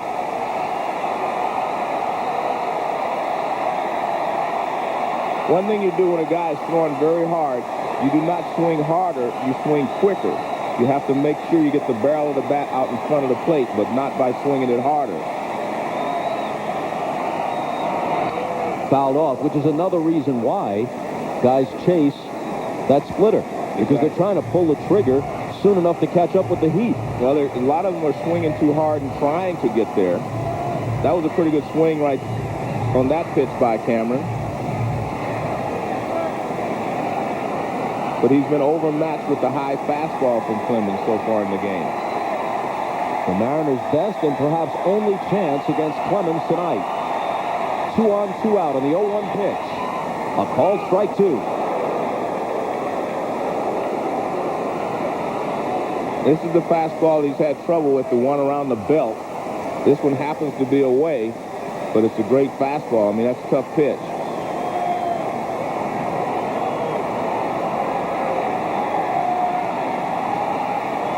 Now he's got Cameron set up at 0-2. Fastball high.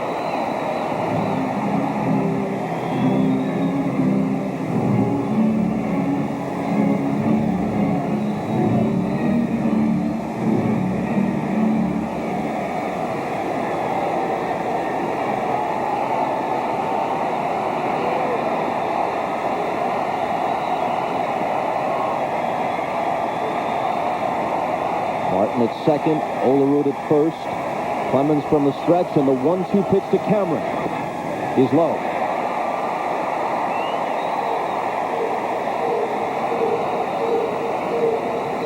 A little surprised that he didn't go with the splitter there. Threw him the high fastball to get him looking up, and then you throw the splitter low. He tried to go low with the fastball, but he never started it in the strike zone.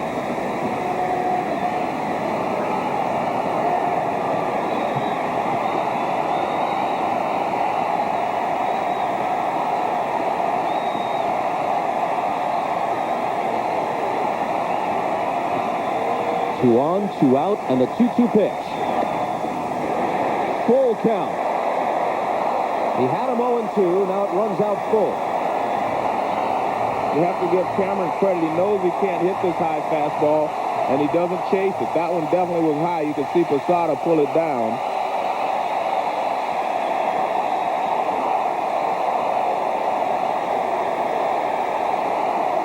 This has got Torrey up and pacing.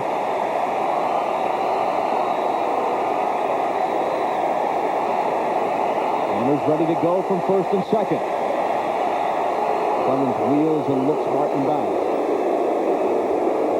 This is a big pitch, but so far, Cameron has not been able to handle the fastball, the good fastball from Clemens that's up.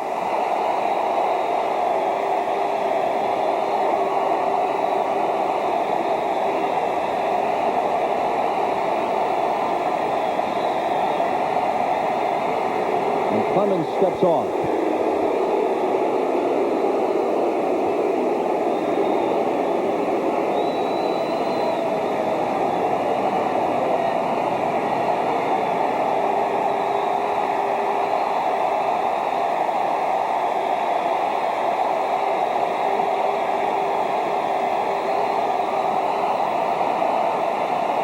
Full count with 2 out. There they go, and here it comes. Called strike 3. 2 men reached in the inning, but he struck out the side. 11 Ks for the game, and a one-hitter through 7.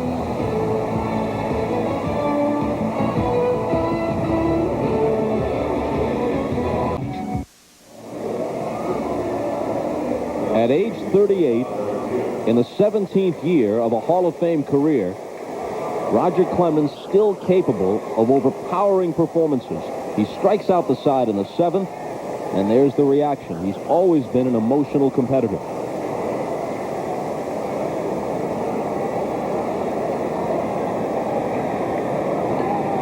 Jose Mesa back to the hill in the top of the 8th to face Jeter, whose 3-run homer in the 5th is all the scoring in the game.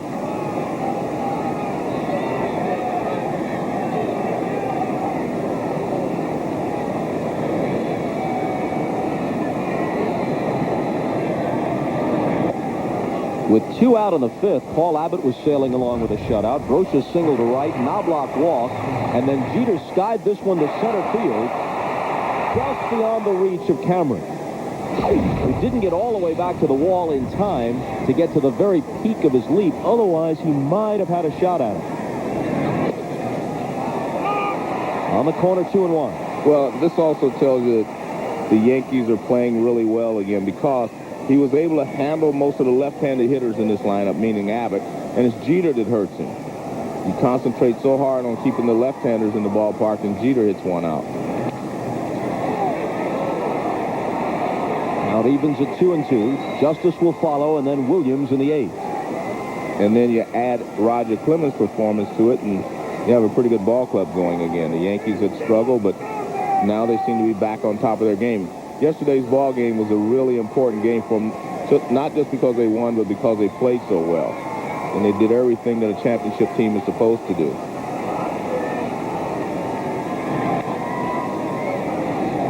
They had clutch pitching from Andy Pettit. They got great defense.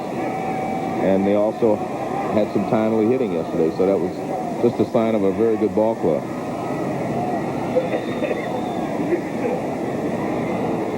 They were this close to being bounced out in the division series by Oakland.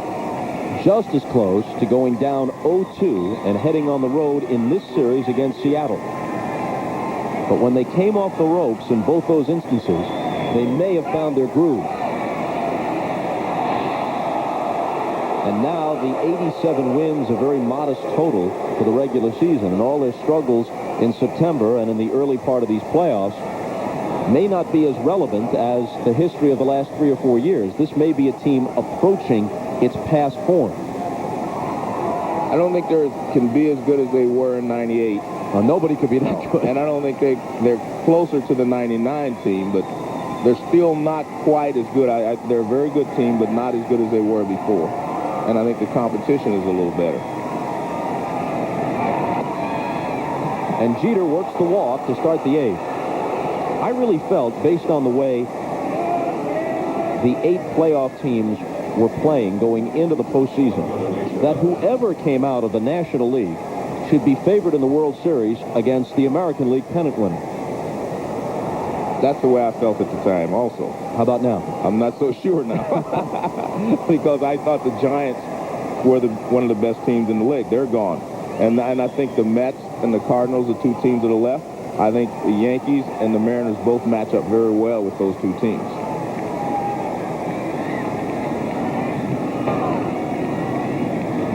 Justice is 0 for 2 with a walk. For what it may be worth, the American League representative would have games 1, 2, 6, and 7 if necessary at home in the World Series. If the Yankees win this game, though, in LCS play in the two leagues, the road team will have won 6 of 7.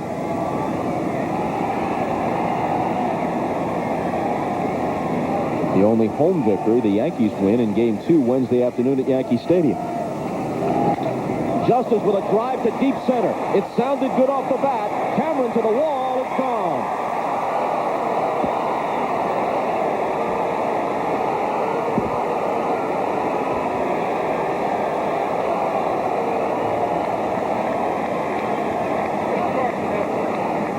The Mariners have scored 5 runs in this entire series. You can't like their chances of scoring 5 runs in the next 2 innings. Well, we talked about a good team. This is a good team. They're playing like a good team again. And Justice hits a bomb. This is a big fly right here.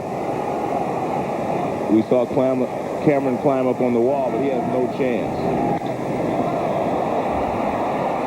He'd have to climb the wall and board a plane to catch this one.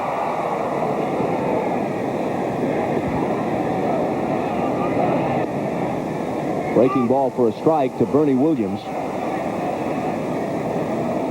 Dead silence at Safeco. And some of the fans into the aisles and heading for the exits.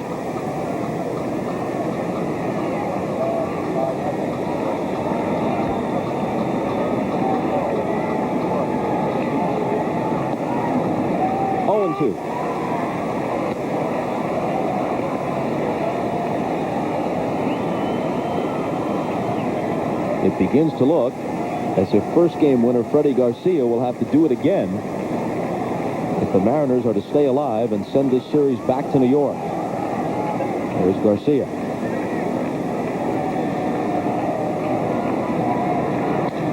This one is hit hard down the right field line, but foul.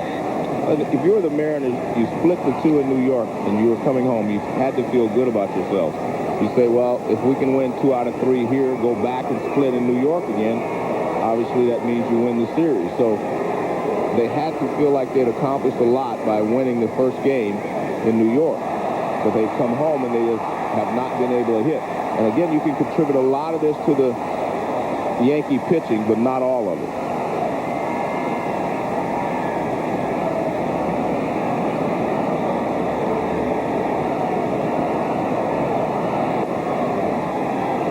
Down and away, 1-2. Well, 2 factors converged in a way that spelled bad news tonight for Seattle. Clemens was on, and they came in slumping. And this was not the pitcher to break out of a slump against tonight. Not tonight.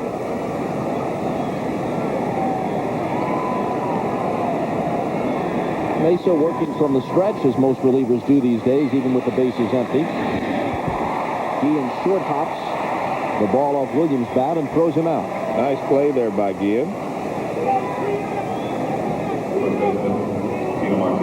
Seattle, by the way, is now hitting 185 in the series. Golf returns to NBC next Saturday at 12 noon Eastern as NBC presents the President's Cup. 2 years ago, Team USA suffered their first ever defeat in President's Cup play. Now Tiger Woods leads the Americans on their home soil as they begin their mission to win the Cup back from Greg Norman and the international team. The President's Cup coverage begins next Saturday, 12 noon Eastern on NBC. Ball 1 to Tino Martinez.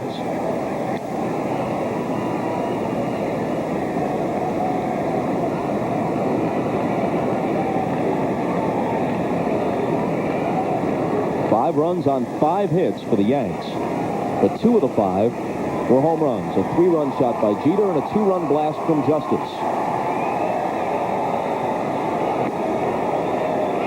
1-1.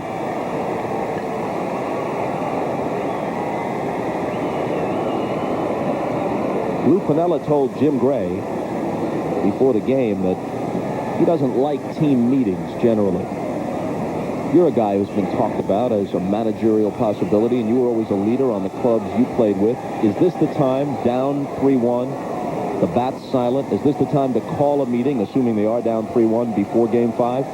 Listen, I don't agree that managers shouldn't call meetings, and especially if they're important situations. I think they need to make sure that everyone's on the same page. In the air to left center field, Martin over, and the left fielder takes it. And I believe that you have to make sure that everyone on the ball club understands what you're up against and what you're doing in a playoff situation. A lot of these players have never played in the playoffs before. I think they need to understand what the playoffs are. You know, a lot of people will say you play the playoffs just like you played last week's game. Well, I disagree, because anyone that tells you that it's just like a regular season game, they've never won anything, because everything is turned up a notch. And I think you have to make sure that your team knows that. Now, whether you have to call a meeting to do that or not, I don't know. But you have to have someone on the ball club to make sure that all the players understand that. Strike one to Posada. Jim Gray has a follow-up. Jim? Well, Lou Piniella did tell me before the interview, Joe and Bob, that he did meet with some of the guys individually. He said Right. 7 or 8 of them, that he did get together with them, go over some of the individual things about Roger Clemens, about hitting in general, and about just getting the mood of the team back in the swing of things and trying to break out of this thing. He didn't want to do it collectively because he said that's not his style, but he wanted to emphasize that he did get together with several of them individually. Good point, Jim. That's very important, because that's what I was saying. It's not necessary that you always have meetings. You have to make sure that everyone knows what they're supposed to do, and he knows the guys that he needs to talk to. So I think that he did do the job correctly. Bases 1-1 to Posada is in there. You played for a number of managers, but most prominently the Hall of Fame skipper Sparky Anderson. Was he big on meetings? No, he wasn't. I remember Sparky said once, I don't want to have a lot of meetings, and I don't believe in a lot of meetings.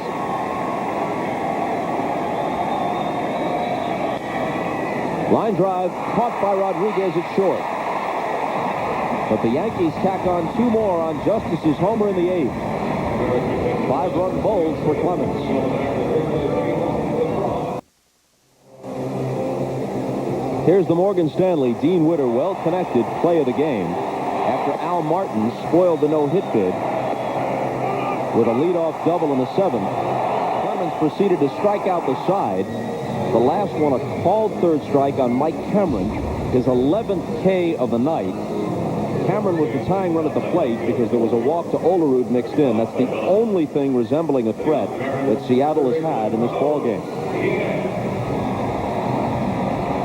New left fielder for New York. After homering, David Justice gets the rest of the game off, and Clay Bellinger replaces him in left. Bottom of the order in the bottom of the 8th. Ian Bell and Wilson are scheduled, although Wilson might not bat.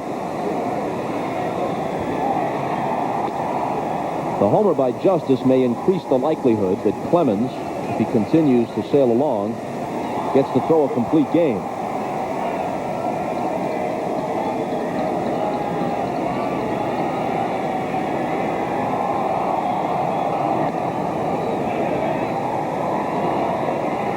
Two and 0 to Guillen.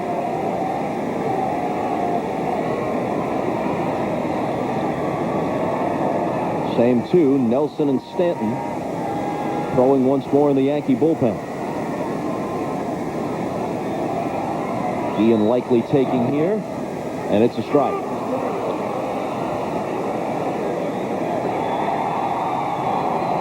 Earlier, Joe, you raised the question about Nolan Ryan's one-hitters. Yes. He had the 7 no-hitters. He threw 12 career one-hitters, tying Bob Feller for the record in that department. Feller threw 3 no-hitters and 12 career one-hitters. That's amazing. I mean, to have 7 no-hitters and 12 one-hitters. Clemens has done everything else he can possibly do besides throw a no-hitter in his career.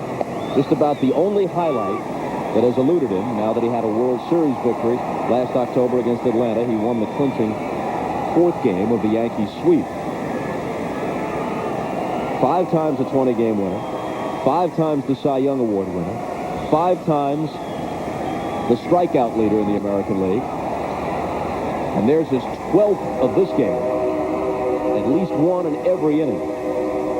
6 times he's led the American League in earned run average, and considering how overpowering he's been for 17 big league seasons, as you said, Joe, it's very surprising that he hasn't recorded a no-hitter. If he holds the Mariners hitless the rest of this game, it'll be his second career one-hitter.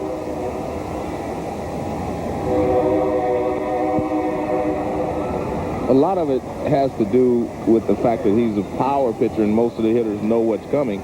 You know you're going to get something hard. It's going to be a fastball or a slider.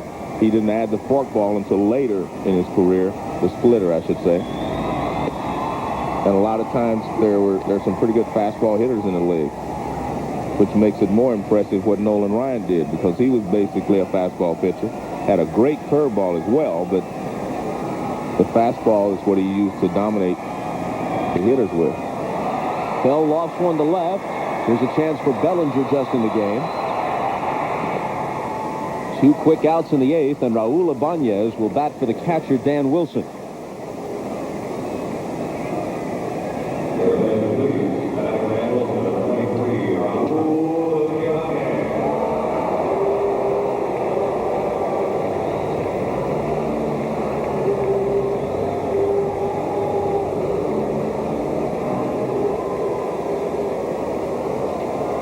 So Ibanez hitless in his 3 at-bats in this series. A .229 hitter in limited duty with a couple of homers during the season.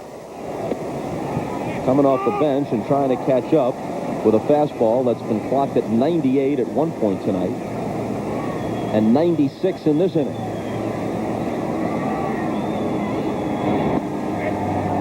And a splitter at 89 and 90 miles an hour. I think that has been the key pitch for him, because he's been able to keep it down.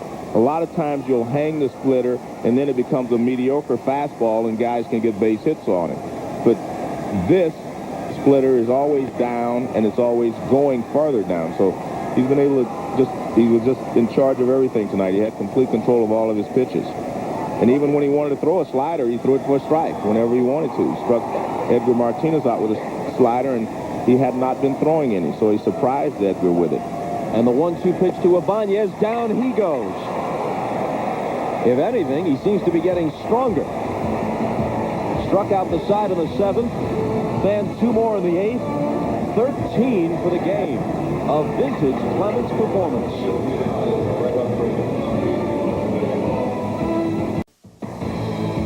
NBC's coverage of the American League Championship Series is brought to you by NASCAR Heat for PC and the PlayStation game console. The only game that brings the heat home. By Chevrolet Trucks, the most dependable, longest-lasting trucks on the road. And by Wendy's Bacon Mushroom Melt. When you gotta have one, you gotta have one. Olympic champion Alexei Nemov was the most decorated athlete at the past 2 Olympics, winning 12 medals. Now Nemov and the best U.S. and international gymnasts performed some of their favorite routines in the 2000 Tour of World Gymnastics Champions. That's tomorrow at 1 Eastern on NBC, followed by the Gravity Games at 2 Eastern, including this week inliners taking it to the extreme in the high-flying street skating finals, which I know is a favorite of yours, Joe. Then we'll be back here for Game 5. Question is it the last game of this ALCS? Nagel for the Yanks. Garcia for the Mariners. Paniagua out of the bullpen to work the top of the 9th. Paniagua has been very effective in this postseason. Joe Oliver is the new catcher.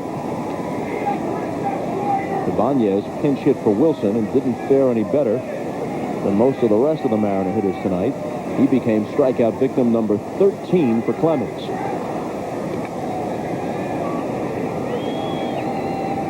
Paniagua, 27-year-old out of the Dominican Republic,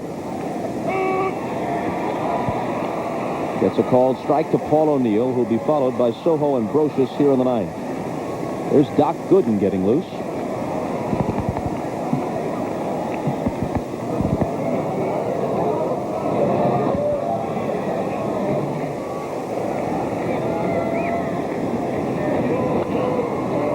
A high pop. Backpedaling is Rodriguez. 1 out.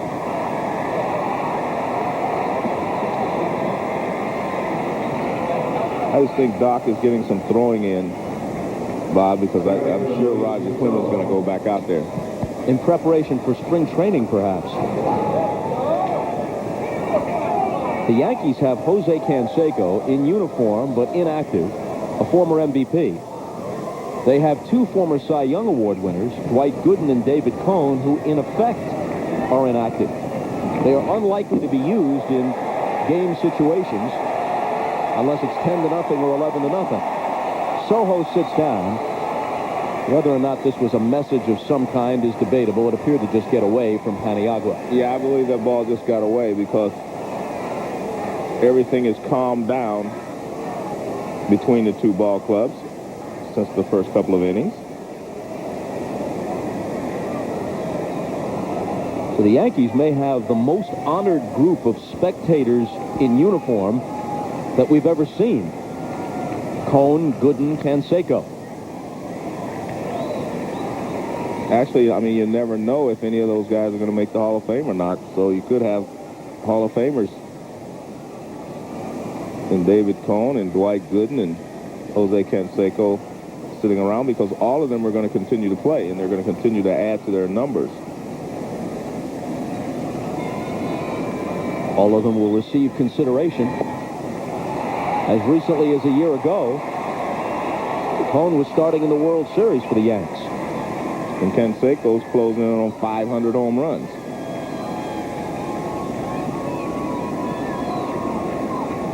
And I think Gooden has 195 wins and Cone 194. And you get well over 200, you always have a shot at being elected. Here's Paniagua's 1-2 pitch to Soho, who fouls it off. Paniagua always had the good fastball in the mid-90s and the forkball, but prior to this year, he lacked control. Last season, he walked 52 in 77 innings of work. This year, he's been a lot better at finding the strike zone.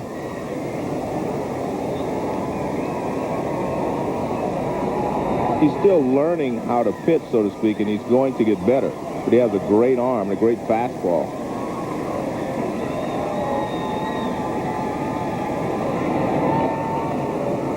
Two and 2 to Soho, who's 0 for 3 in the game.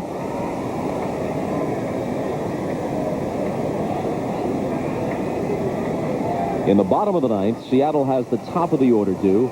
Javier, Martin, and Rodriguez. Martin has the only hit in the game off Clemens. A 7th-inning double. Soho drives one to left. Martin backpedals to take it.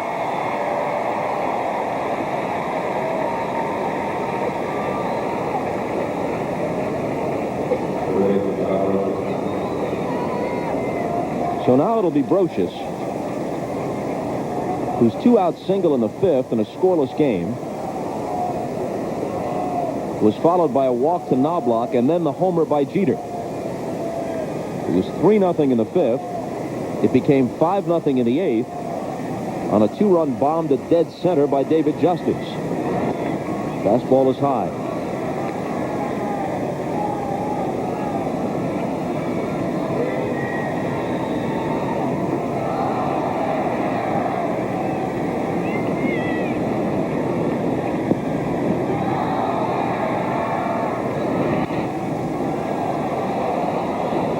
Back, Oliver for a look, but it's in the seats.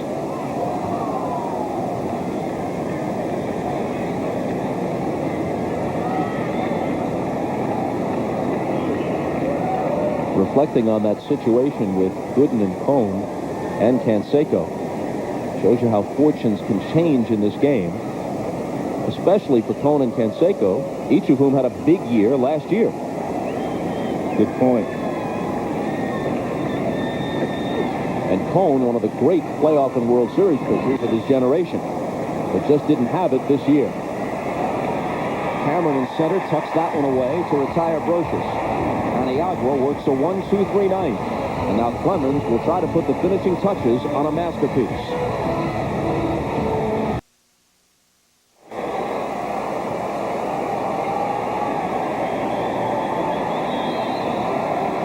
Roger Clemens, 13 strikeouts, 1 hit through 8 innings of work. Stan Javier is fanned twice. He skies one down the left field line. It's out of play.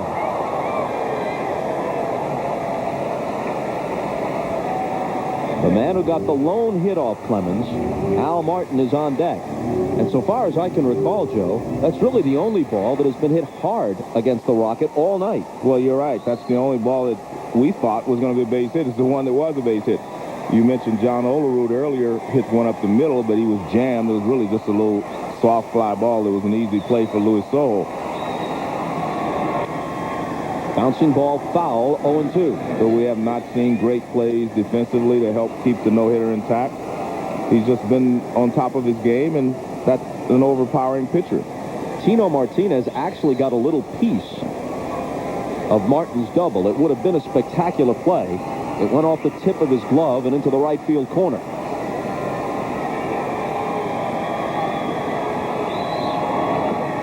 Strikeout number 14, which is one away from the League Championship Series record set in the National League by Livan Hernandez, then with Florida, against Atlanta in 1997.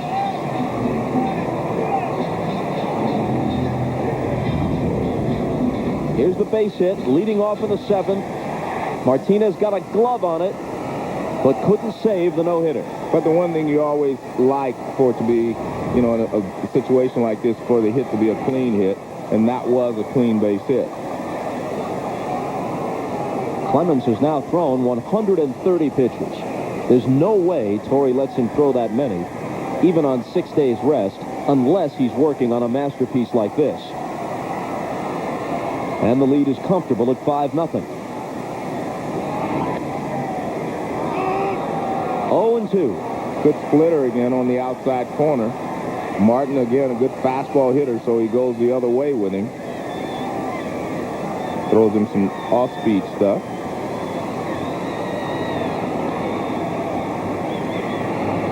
In the dirt. Don Larson's perfect game in the 1956 World Series is still the only postseason no-hitter. And, of course, there are two distinctions. A, it was in the World Series, and B, it was a perfect game. But we may be seeing our second one-hitter in a week. Bobby Jones threw that beauty at Shea Stadium for the Mets against the Giants to close out the division series. And here's Clemens working on a game that may be even better. Well, he was more overpowering. I don't know if you can pitch better than Bobby Jones did last Sunday against the Giants, because there were 9 innings in a ball game. 8 of those innings he retired the Giants in order, 1, 2, 3. But this has been an overpowering performance by Roger Clemens with the 14 strikeouts. Splitter grip, and he rolls it foul. He has walked but 2.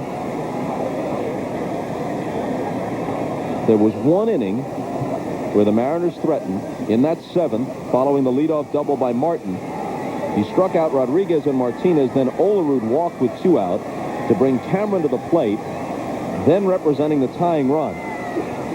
He got him on a called 3rd strike on a 3-2 pitch to conclude the inning. Another 1-2 to Martin. Misses high and away.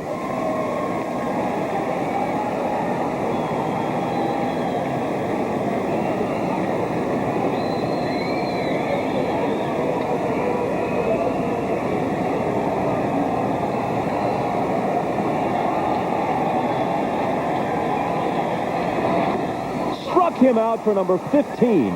That's an ALCS record. And ties the overall record.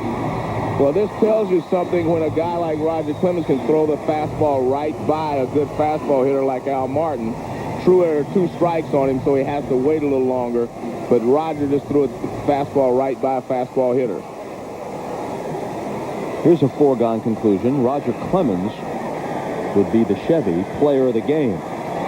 How appropriate would this be? There's something going on between Clemens and Rodriguez could be the last hitter of the night.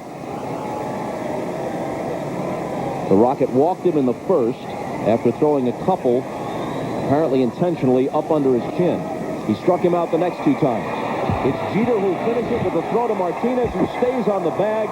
And this is one of the great performances in a Hall of Fame career. A complete game, one-hit shutout with 15 strikeouts. A new ALCS record for a 9-inning game. I think Mike Mussina of the Orioles may have had 15 strikeouts in an extra inning game against Cleveland in the ALCS a few years back. Mike Boddicker of the Orioles had a 14 strikeout performance in the 80s against the White Sox in the ALCS. This is the most ever in a 15-inning game in the American League and ties the Major League record for the LCS, which Clemens now shares with Livan Hernandez. What a performance. Well, a great performance by Clemens. He was just overpowering from the first inning on. He struck out 2 in the first inning, and he strikes out 2 in the 9th inning. And he was just dominant in between, and there Joe Torre gives him a hug. And this was Roger's night, and he actually deserves it. I mean, let's face it, they had lost 10 of the 14 games that he had started in the postseason, and now he gets off of that hook and wins one. He got 7 of his 15 strikeouts in the last 3 innings, and he's with Jimmy Roberts. All right, Bob, thanks very much. Roger, I'm not exactly sure where to start. Is it possible to have a masterpiece like this yet to be disappointed because it was a one-hitter instead of a no-hitter? Well, we wanted to win the ball game, and, you know, there's just a brief moment where I walked into the trainer's room and I was changing jerseys in between innings where I saw that in the 4th or 5th inning, I haven't given up a hit yet. So, and I just kept trying to remind myself, you know, that, let's win this ball game and just stay out there and make good quality pitches. And I felt strong. The ball was jumping out of my hand early with the extra day's rest, so I knew I was going to have to try and channel some of that emotion and get it down in the zone. Tell me what this means to you. You had struggled so much in the postseason before. Perhaps you had put too much pressure on yourself. You come out here, you do something like this, and put your team in a position where, in an unlikely fashion, you can go to the World Series yet again. What does it mean to you? Well, you know, I get tired of people thinking that I'm trying too hard or overthrowing. It's the playoffs, and I'm enjoying these moments right now. At this stage of my career, you know, I think I'm just as intense on a Saturday afternoon in the middle of July. So, I'm out there trying as hard as I can all the time. And, again, I think what was beneficial for me today is I had 3 pitches. My splitty was working, and the fastball was alive, and I had a great slider, too. So I had 3 pitches working for me, and that's the key. All right, Roger Clemens, congratulations. A terrific game. 15 strikeouts, your second complete game of the year. Bob, back up to you. Jimmy, thanks very much. And stop the presses. The game was played in 2 hours and 59 minutes. A game that actually took less than 3 hours. Although we could have watched Clemens in this kind of groove all night long. This was wonderful. So again, the final score, the Yankees 5 and the Mariners nothing. Tomorrow at 4 Eastern Time, join us as the Yankees and Mariners are back here at Safeco Field for Game 5. It'll be Garcia against Nagel. Coming up next, it's amazing videos. Then tonight, following your late local news, it's an all-new Saturday Night Live with guest host Kate Hudson and the music of Radiohead. For Joe Morgan, Jim Gray, and Jimmy Roberts.